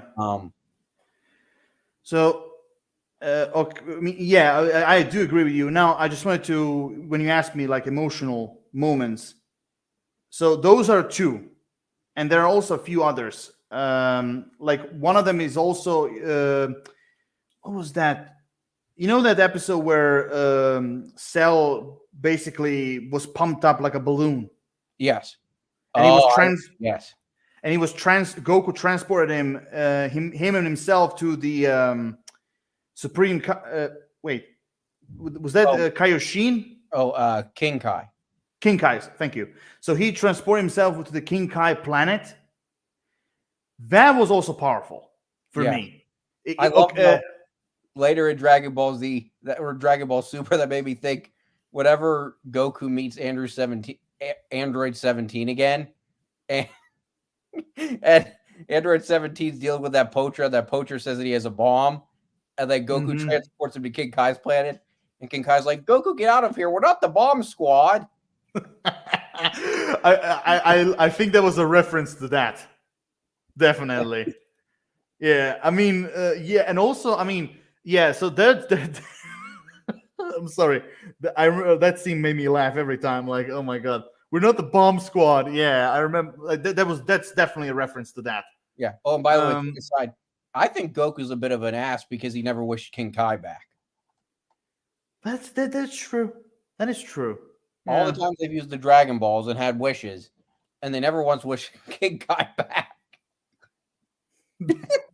That's true.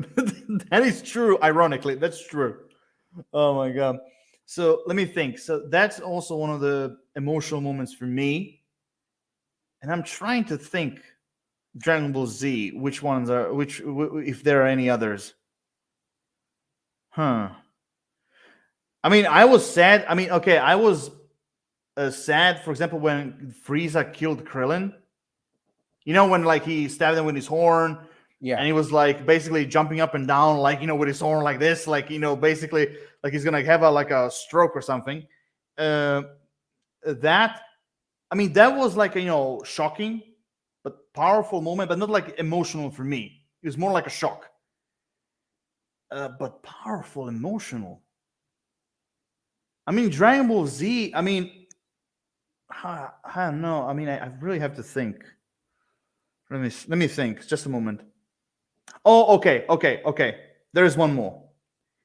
When Cell was defeated in the Cell games, Gohan giving him the blow, and then behind him you see Goku.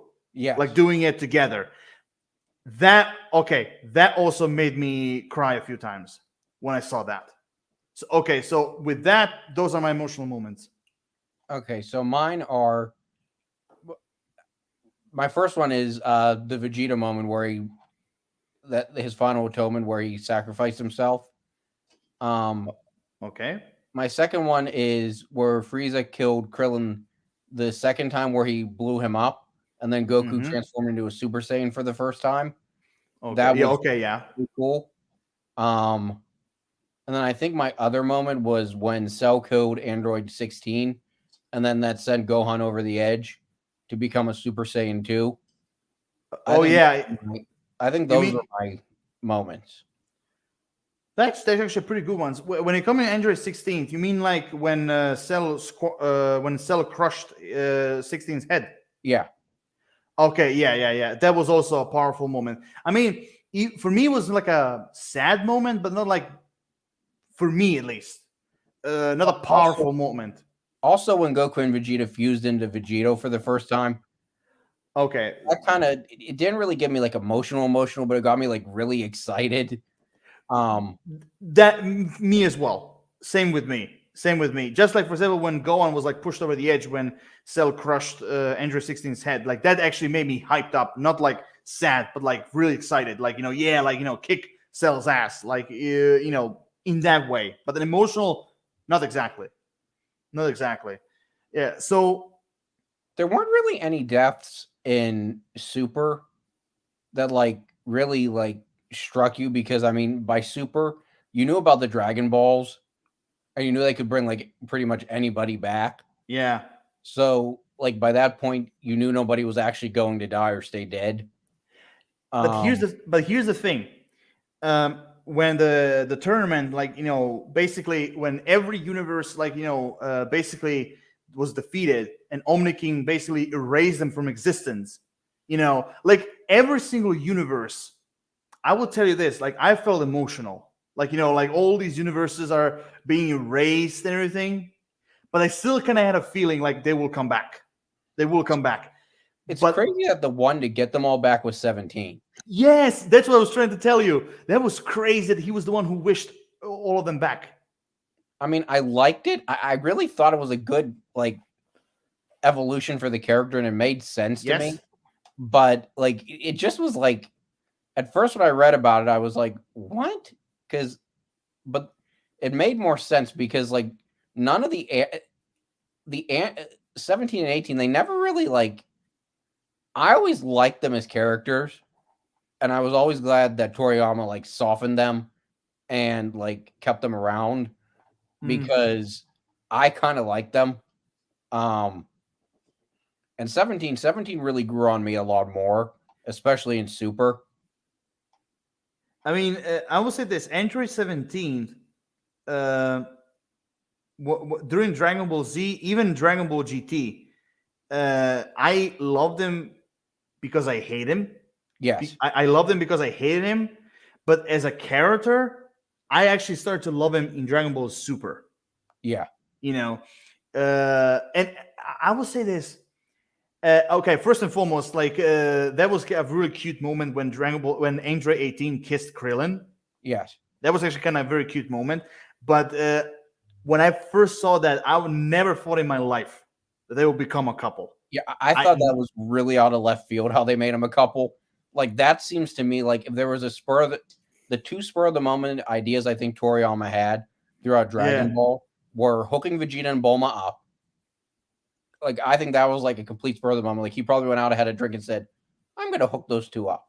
And then I think the second thing is he went out drinking like a couple months later and was like, "I'll put the android with Krillin." Yeah, but of course, she was a machine then. But then, of course, they had to wish Shenron, to make Android 18 human.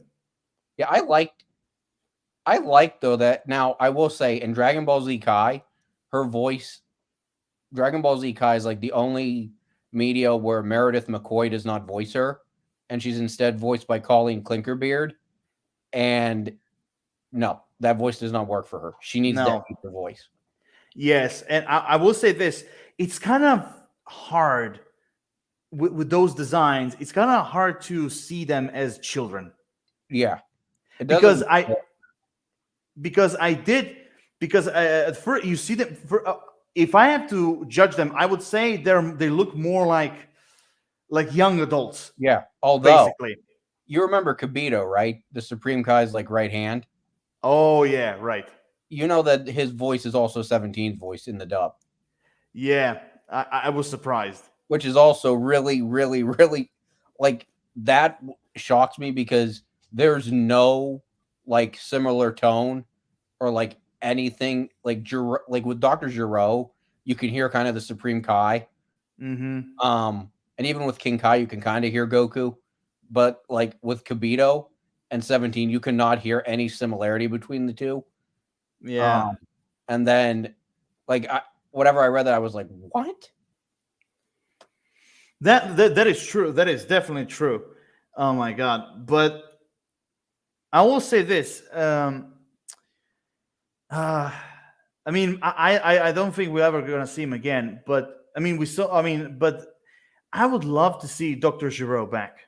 Yeah, it would be cool if they could bring him back. I mean, But this time, seriously, if I had a conversation with Akira Toriyama, let's just fantasize a little bit. If I had a conversation with him, I would literally give him ideas how to bring Doctor Giro back, because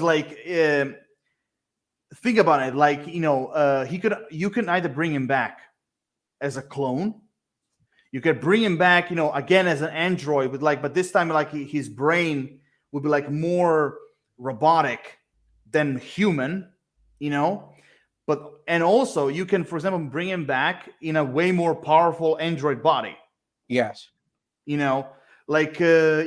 also this time, because like in the original Dragon Ball Z, you can see, that there is a big difference when he was a human and as an android. But this time you can make him a body where he actually looks like exactly like he was supposed to look like. That flashback where we actually saw him as a human. yes.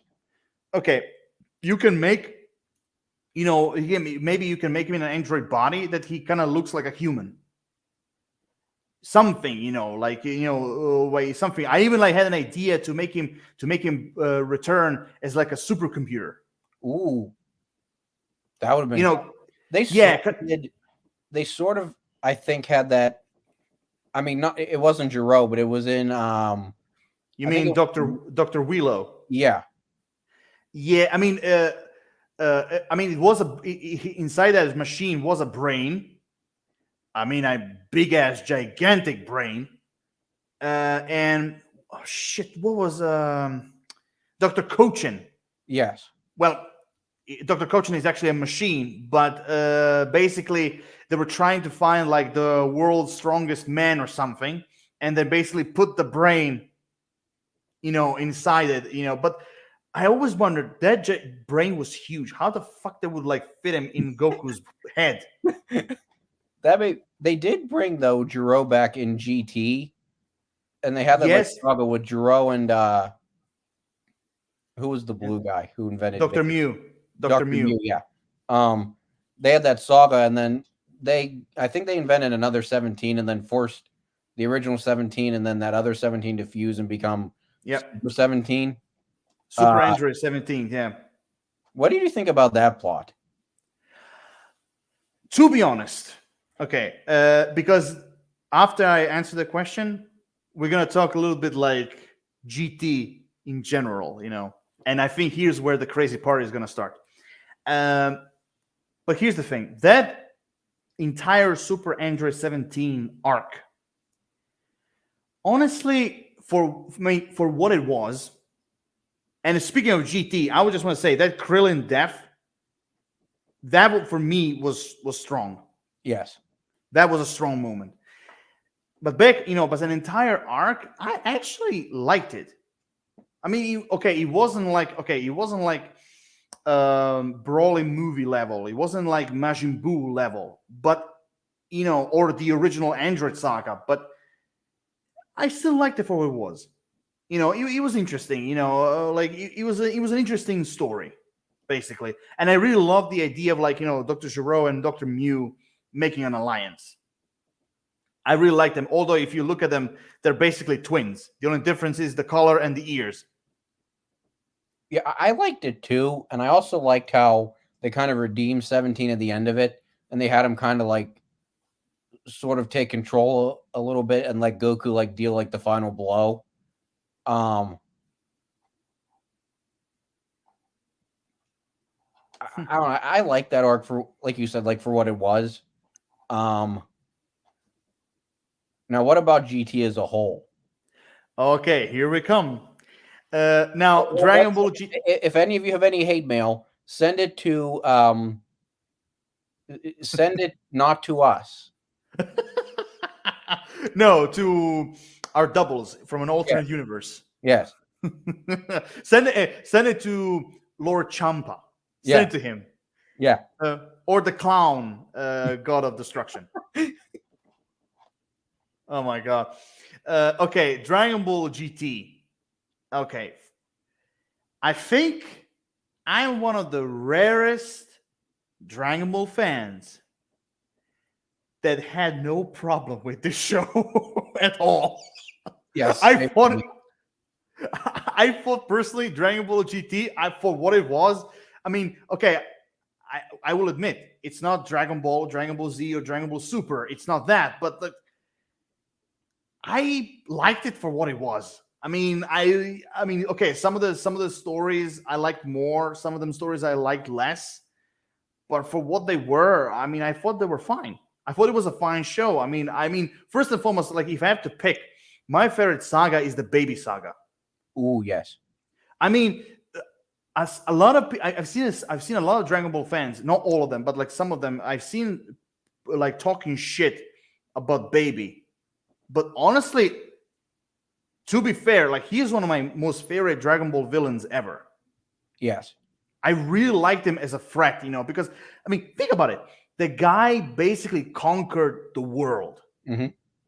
He brainwashed everyone to be his servants, to be under his control. I mean, he fucking took over Vegeta's body, and basically like create his own empire, basically on Earth. And only very few people like were not under his control, and basically create this kind of like, well, quote unquote, rebellion against Baby. Yes. And honestly, like, okay, some people are saying, and I think one of the reasons why they didn't like Baby is because, like, when he was defeated in the end, he basically tried to fly away. He wanted to run away, and then basically Goku basically like catapulted him into the sun. Basically, and that's basically how he died. I can admit that his death was like, not very epic. It was kind of like mediocre a little bit, but that didn't took away from me what kind of a villain Baby was. That didn't took away from me, And also, I think like his monkey form is for me the best form ever. Yes. I mean, I thought like first and foremost, like I thought like I was like, now there's an ape with style. Basically, for me, for Dragon Ball, I'm going to start with my negatives. So, or Dragon Ball GT. So my negatives were, I thought pacing, I don't know, I kind of missed the filler. So I wish there'd been a little more to it. And then my other negative is Piccolo. I didn't like that they like killed him off like right after the first season, or right after the first arc, like kept him trapped in hell. I just wasn't crazy about that. But, and I mean, also the fact that Toriyama wasn't involved in it was a drawback. But yeah, at the same time, back when it came out, I think all everybody really wanted was a continuation of Dragon Ball. Like, I don't think like they really cared how they got it, just that it was a continuation. And I also think that having, at least with the dub, having it continue on with like the same voice cast was also like really good. Now I kind of get how they're saying that like it's not canon anymore. And it probably isn't. I don't think it is. But I mean, at the time, for what it was, I liked it. And honestly, like Akira Toriyama, he did say a million times that he wasn't involved in GT, but he did mention, and I know it's gonna be some people who are gonna try to prove me wrong, but like I do remember reading somewhere that he did mention that he did liked some of the things in GT. Like he did like, and I think Baby was one of them. I think Baby was one of them, like the saga of Baby, basically. But overall, I mean, I will admit that the pacing was a little bit faster than usually what Dragon Ball is. It was a little bit faster. I would say I think the longest arc was actually Baby's arc. Yes, that was I think the longest. But the others, like, and also it felt. I mean, of all the Dragon Ball anime, this one GT was like shorter than the rest. Yes. And every single saga took like a couple of episodes, and that's it. Now, I think the weakest character in GT was Pan. Yeah. Just character-wise, voice actor-wise, it just was not good. I felt like when it comes to Pan, I felt like wait, oh my god, Pam or no, Pam or Pan. Pan. Pan. I always confuse them. Pan. I mean, I felt like she was an interesting character, but I felt like she was. I do agree, she was wasted. She was a wasted opportunity as a character, And I really liked, that she was the granddaughter, or she was the daughter of Mr. Hercule. Oh yeah, granddaughter of Hercule. Yeah. Yeah. By the way, Hercule, one of the greatest characters ever created. Oh yeah, I love Hercule. As a comic relief, especially his relationship with Boo, that was priceless. Yes. But anyway, to go back to GT, also every time when I saw him bald, I just want to say I laughed my ass every time when I see him bald. He looked so ridiculous. Anyway, Pan was a wasted character. I felt like she was a wasted opportunity. I really liked the bot. I really liked the little droid as a character. Oh yeah, I really liked him. Giro. Yes, I felt like he was an interesting, supporting robot / character. Trunks, I felt like I felt like they did a lot with Trunks. I thought that they did like a lot with him. But I will say this: one of the negatives I had, it wasn't just the pacing. One of the negatives I had was this idea to turn Goku back to a kid. Yes. That for me was like, it wasn't enough to piss me off. It was like, I was a little bit, I wasn't even annoyed. It was just weird. It was a weird decision. Like, again, I wasn't angry. I wasn't annoyed. I was not irritated. But it was weird. It was a weird decision to turn him back into a kid. And then basically, when he turned into Super Saiyan... Super Saiyan 4, yeah. Thank you. When he turned into Super Saiyan 4, he was basically an adult. Yeah, I got that. I mean, and the thing is, they didn't actually ever resolve that either. About him being a kid, and like I don't know, that just never really made sense to me. Exactly. I don't know, that just seemed too I get they wanted to do something creative and different, but I don't know, that didn't really, for me, that didn't work. And one more thing, and then there's one more thing that actually didn't work for me, and that was the ending. Yes. When Shenron, first and foremost, it even still today, when I watch that scene, when he's like on Shenron, yeah, and they're like flying away, and then all of a sudden he's on his back, and then he disappears. Yeah, that for me was weird. Well, remember after that, this sort of companion movie, A Hero's Legacy, where like the descendant of Goku. Yeah, that movie. For me, I mean, I enjoyed it at the time because it was Dragon Ball, but yeah, it really, like, there was really no real point to the movie whatsoever. Yeah, I will say this: the only part of that movie that I liked was when he was talking to Goku. Yeah, that's the only scene in the movie I really liked, like the little conversation they had. Again, like. I never liked it when it comes to like talking negative about something, but like this movie is definitely one of my most interesting ones I've watched. And I mean, the overall story, finding out like who you are, the overall, like you said, the legacy of the Kakarot, so to speak, and also Pan, she was like his grandmother, right? Yeah. Pan was like his grandmother. And the overall main protagonist, like, again, they had a good, they had some potential. It had potential. Yeah, it had potential, but I thought it was wasted. And again, the story was fine. The villains were, well, okay. The villains were fine, but the overall, like I said, the overall movie for me personally it fell out of place. Like Now, I said, the only scene I liked was like between him and Goku. That's the only scene I liked. now, what did you think about Dragon Ball Super Superhero?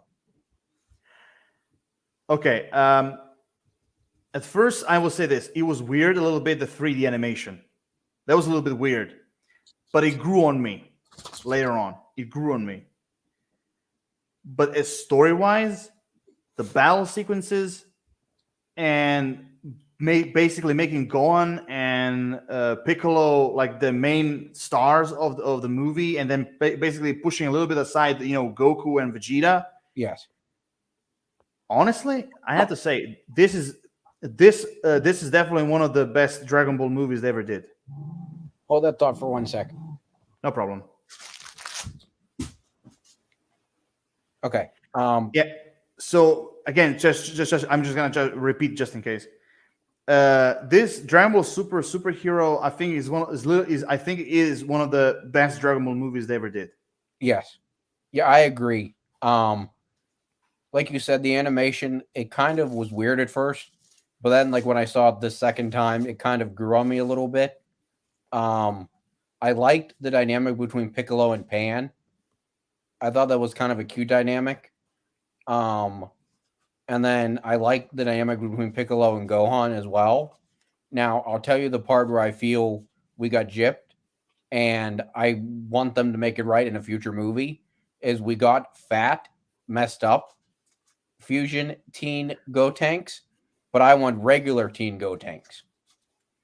Yeah, I get it. I get it. I mean, that's basically a recurring joke.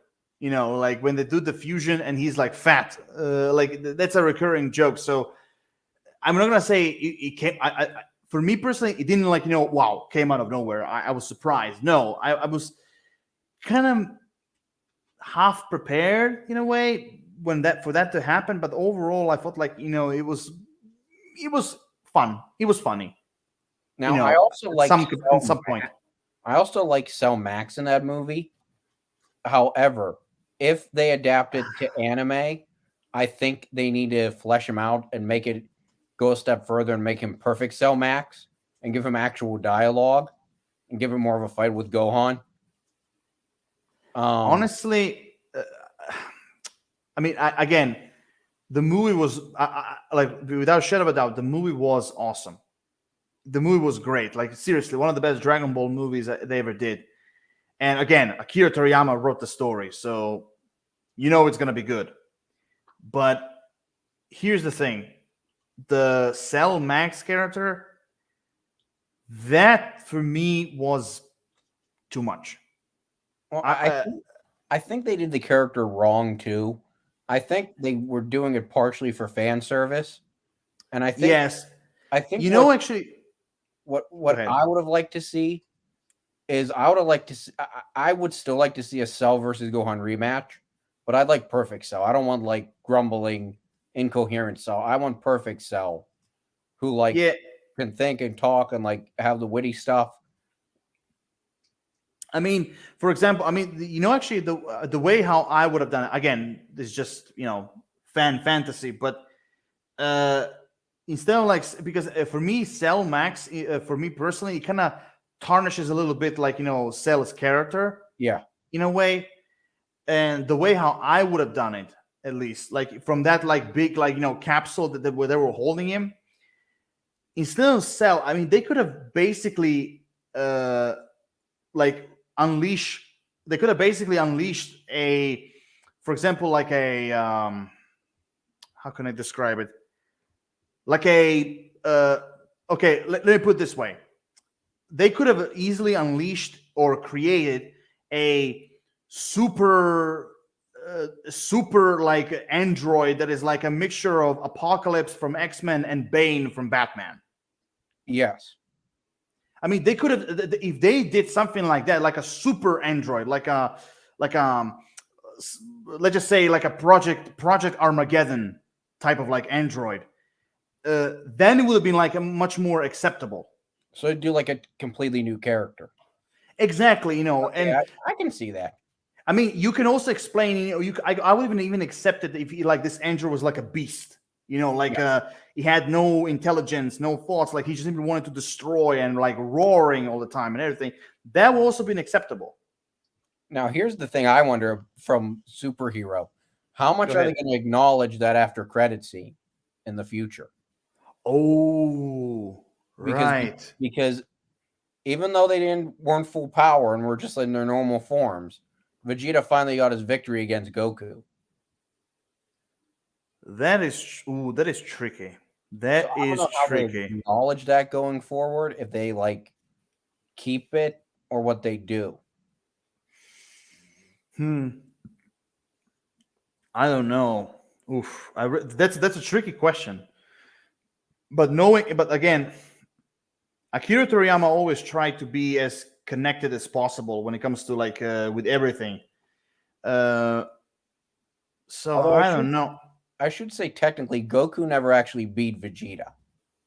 No, that's true. That's true. Not even like since their very first encounter, which was in Dragon Ball Z. Yeah. Not even then. Yeah, Goku never actually beat. Goku was always like an inch stronger than Vegeta, but like he never actually outright beat him. I mean, in Dragon Ball Super, I mean, they basically became equal. Yeah, but remember So in Z how whenever Vegeta beat 19, yeah, how Piccolo said Vegeta's this like brilliant strategian, and like not even Goku could beat him. I don't know. I kind of agree with that. I think that when it comes to Goku and Vegeta fighting in general, I think that Goku doesn't fight as much with his head as Vegeta does. And I think Vegeta probably is, even if Vegeta's not as strong as Goku, I think Vegeta's probably more strategic and probably that gives him more of an edge. What do you think? Again, that's a very tricky one, but I don't know. I mean, so far, I mean, after Dragon Ball Super, especially after everything that happened, I kind of always saw them as equal, not like basically like one of them stronger than the other. Like at first, like yes, definitely you would say like Goku was stronger than Vegeta, but then later on, I always kind of saw them as equal. It's very tricky for me to say like who is powerful, who is stronger now. For me, in a sense. So I don't know. That's very tricky. Like I have to really think it over about that. But yeah, speaking of, I just want to come back a little bit to the Dragon Ball GT just for a second. I want to ask you, what did you thought? Oh, Yeah, no problem.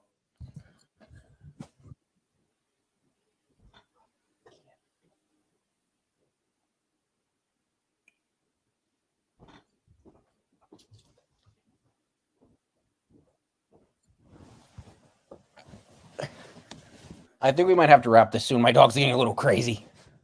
Yeah, no problem at all. Okay. I mean, can you lock him up somewhere? I could not really. He's staring at you, right? Yeah, he's getting a little crazy. Okay, but it looks like we're gonna definitely have to do a part two. We're gonna have to definitely do a part 2. Yeah, but basically, now I just want to ask you, what did you thought of like when it comes to Dragon Ball GT? Because Dragon Ball GT didn't have many memorable villains. But I want to ask you, what did you thought of like Science Shenron? I kind of like that villain. Me too. I mean, okay, it wasn't like Baby, but I liked him. It wasn't. Again, it wasn't like Frieza Cell level character, but I liked him for what it was. I mean, it was. I'm not going to say he was cliche. Cliche isn't the word I want, but he was another villain who Chris Sabat voiced. And I kind of, the way I looked at it back then was because Chris Sabat played one of the first villains in Dragon Ball Z, which was Vegeta. So I kind of liked that they had him voice like the final villain in GT. It kind of like felt like full circle to me. So from that standpoint, I liked it. I didn't think he really had like a lot of motivation or a lot of development, but I liked it. Yeah, me too. I watched it like in Japanese and the Italian dub, so I'm not quite familiar with the English version. But I still think like Saint Shenmue, for me personally, I think when it comes to GT itself, like I think like Saint Shenmue should deserve more respect as a Yes. villain. I don't think he was badly written. I don't think he was bad when it comes to power and strength and everything. I felt like he was good for what he was. He was Yeah. interesting. Now, how long can you still stay active before the dog jumps on you? Not very long. He's really kind of getting antsy. Are we talking like what, like 2, 5 minutes, 10? I say probably 5 minutes. Okay. Well, it looks like for me, when we continue, it looks like this time is going to be more on the super side. Yes. Than everything else, because we talk a lot about the others, but a little bit of Dragon Ball Super. But basically, I wanted to ask you like about the Super question, but like, I can. What did you thought? Okay, so basically, since Battle of the Gods all the way where we're here now, what did you thought of like all the other forms, like from Super Saiyan God all the way to Ultra Instinct? I mean, what did you thought of those forms? I mean, I like them. I kind of feel like they're making their power levels like irrelevant now, and like they're like sort of, I don't know. I feel like they're kind of, I don't know what the word I'm looking for is, but they're kind of making power levels like they're not really defining them as much as they used to. But I don't mind the forms. Super Saiyan God, I think, was my least favorite. The red hair, right? Yeah. Okay. The one that looks the best for me is the Super Saiyan Blue. Or more precisely, Super Saiyan God, Super Saiyan. Yeah. That was the one that I liked the best. Ultra Instinct, I liked it. I thought in the dub, Sean Shenmue could have done a little more with the voice. Now, the one that I really want to see them put in the anime, and we're probably years away from that because Daema's the next one, so we probably won't get it in at least anime for at least another like 5 or so years, is Vegeta's alter ego. Ooh, yeah, that was actually shown only, I think, in the manga. Yeah, I'd love to see that in the anime. Yeah, if you have read the Dragon Ball Super mangas, oh my god, like there's so many great sagas right now. I mean, one of the sagas I would really love to see is the one against Moro. Yes. The goat-like villain. Is that the one too where Vegeta goes back to Namek and kind of protects it? Or is that Gas? Okay, and I'm mixed up right now. I don't know if that was like. I feel like it's Moro. I think maybe it's Moro. I don't know, because I have to read that saga one more time to understand it. But like I would read. But again, the way how Dragon Ball Super manga is now going, like I really want to see a continuation, and I've seen like a lot of people saying like we're gonna get it, we're gonna get the sequel, we're gonna get it, the sequel to Dragon Ball Super, and I really cannot wait. Like especially because like right after the tournament, the first arc is gonna be, I think, with Moro. Yeah. Well, I think probably what they'll do when they go back to Super is they might go with Broly and Superhero first. Oh, right. And like turn them into arcs. Yeah. No, they're gonna have to do Moro between Broly and Superhero. Because Trunks and Goten are teenagers and Superhero. Yeah, because one of the reasons why is because if you remember when Broly's production, when the Dragon Ball Super Broly movie production started, when Akira Toriyama wrote the script, he wrote like 300 pages, Yeah. like basically like a 3-hour movie, and basically they had to make it shorter into like a 1 hour. Well, I think the new anime Daima might also be a I'm trying to think the word I'm looking for. It might also be a time filler, so they can like get new arcs for Super ready. My guess, yeah, because I don't think Dragon Ball Daima, I don't think this is gonna last long. I think it's gonna be a short. I think it might just be a time buyer, because if they're going to continue with Super, which I think they need to, I think if they don't, they're stupid. And I would absolutely write Toriyama. I would absolutely write Toriyama hate mail if he says we're discontinuing it.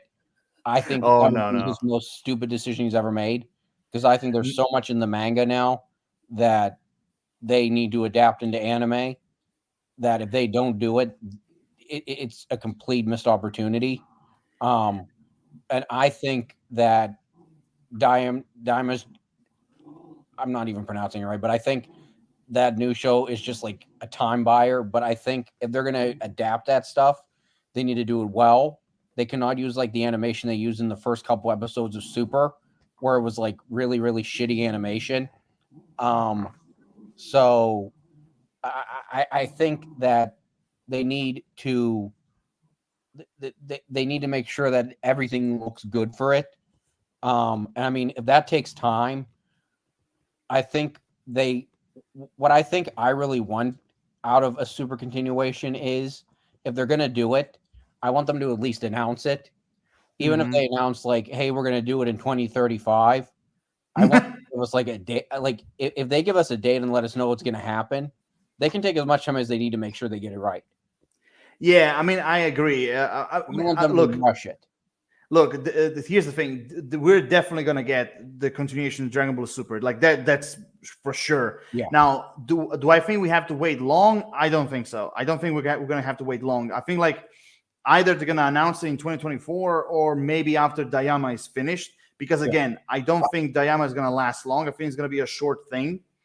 But overall, we're definitely going to get Dragon Ball Super like continuation, definitely, because there's so many great sagas that are in the manga right now that definitely, we're gonna get it. And I think here's my theory: I think they were developing Dragon Ball Super continuation in secret.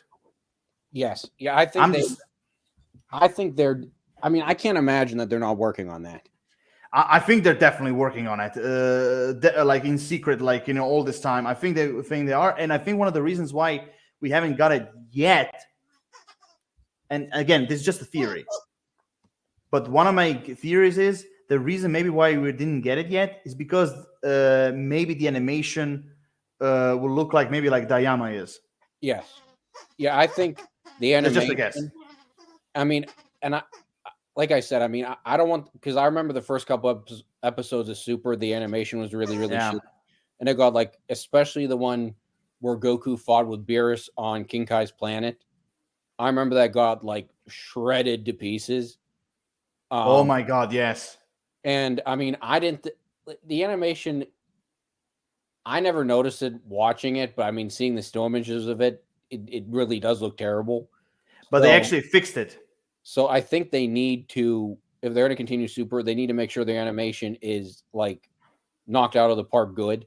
So I mean, whatever time it takes for them to get that done, like as long as they just give us a day or give us a time that they're gonna that they want to have it released by, I don't care if they say it's gonna take them 10 years, take the 10 years. I want something good as opposed to something fast and like now. Yeah. I mean, I totally agree with that. I mean, like for example, I mean, just to give you an example, like right now I'm watching like One Piece, and and like we are like at the very end of Wano Country arc, and oh my God, the animation is like movie level. Like you can see they put some money into it. Yeah. And if they can put money on Dragon Ball Daima, I think we'll get that type of animation even for Super. Yes. Fingers crossed.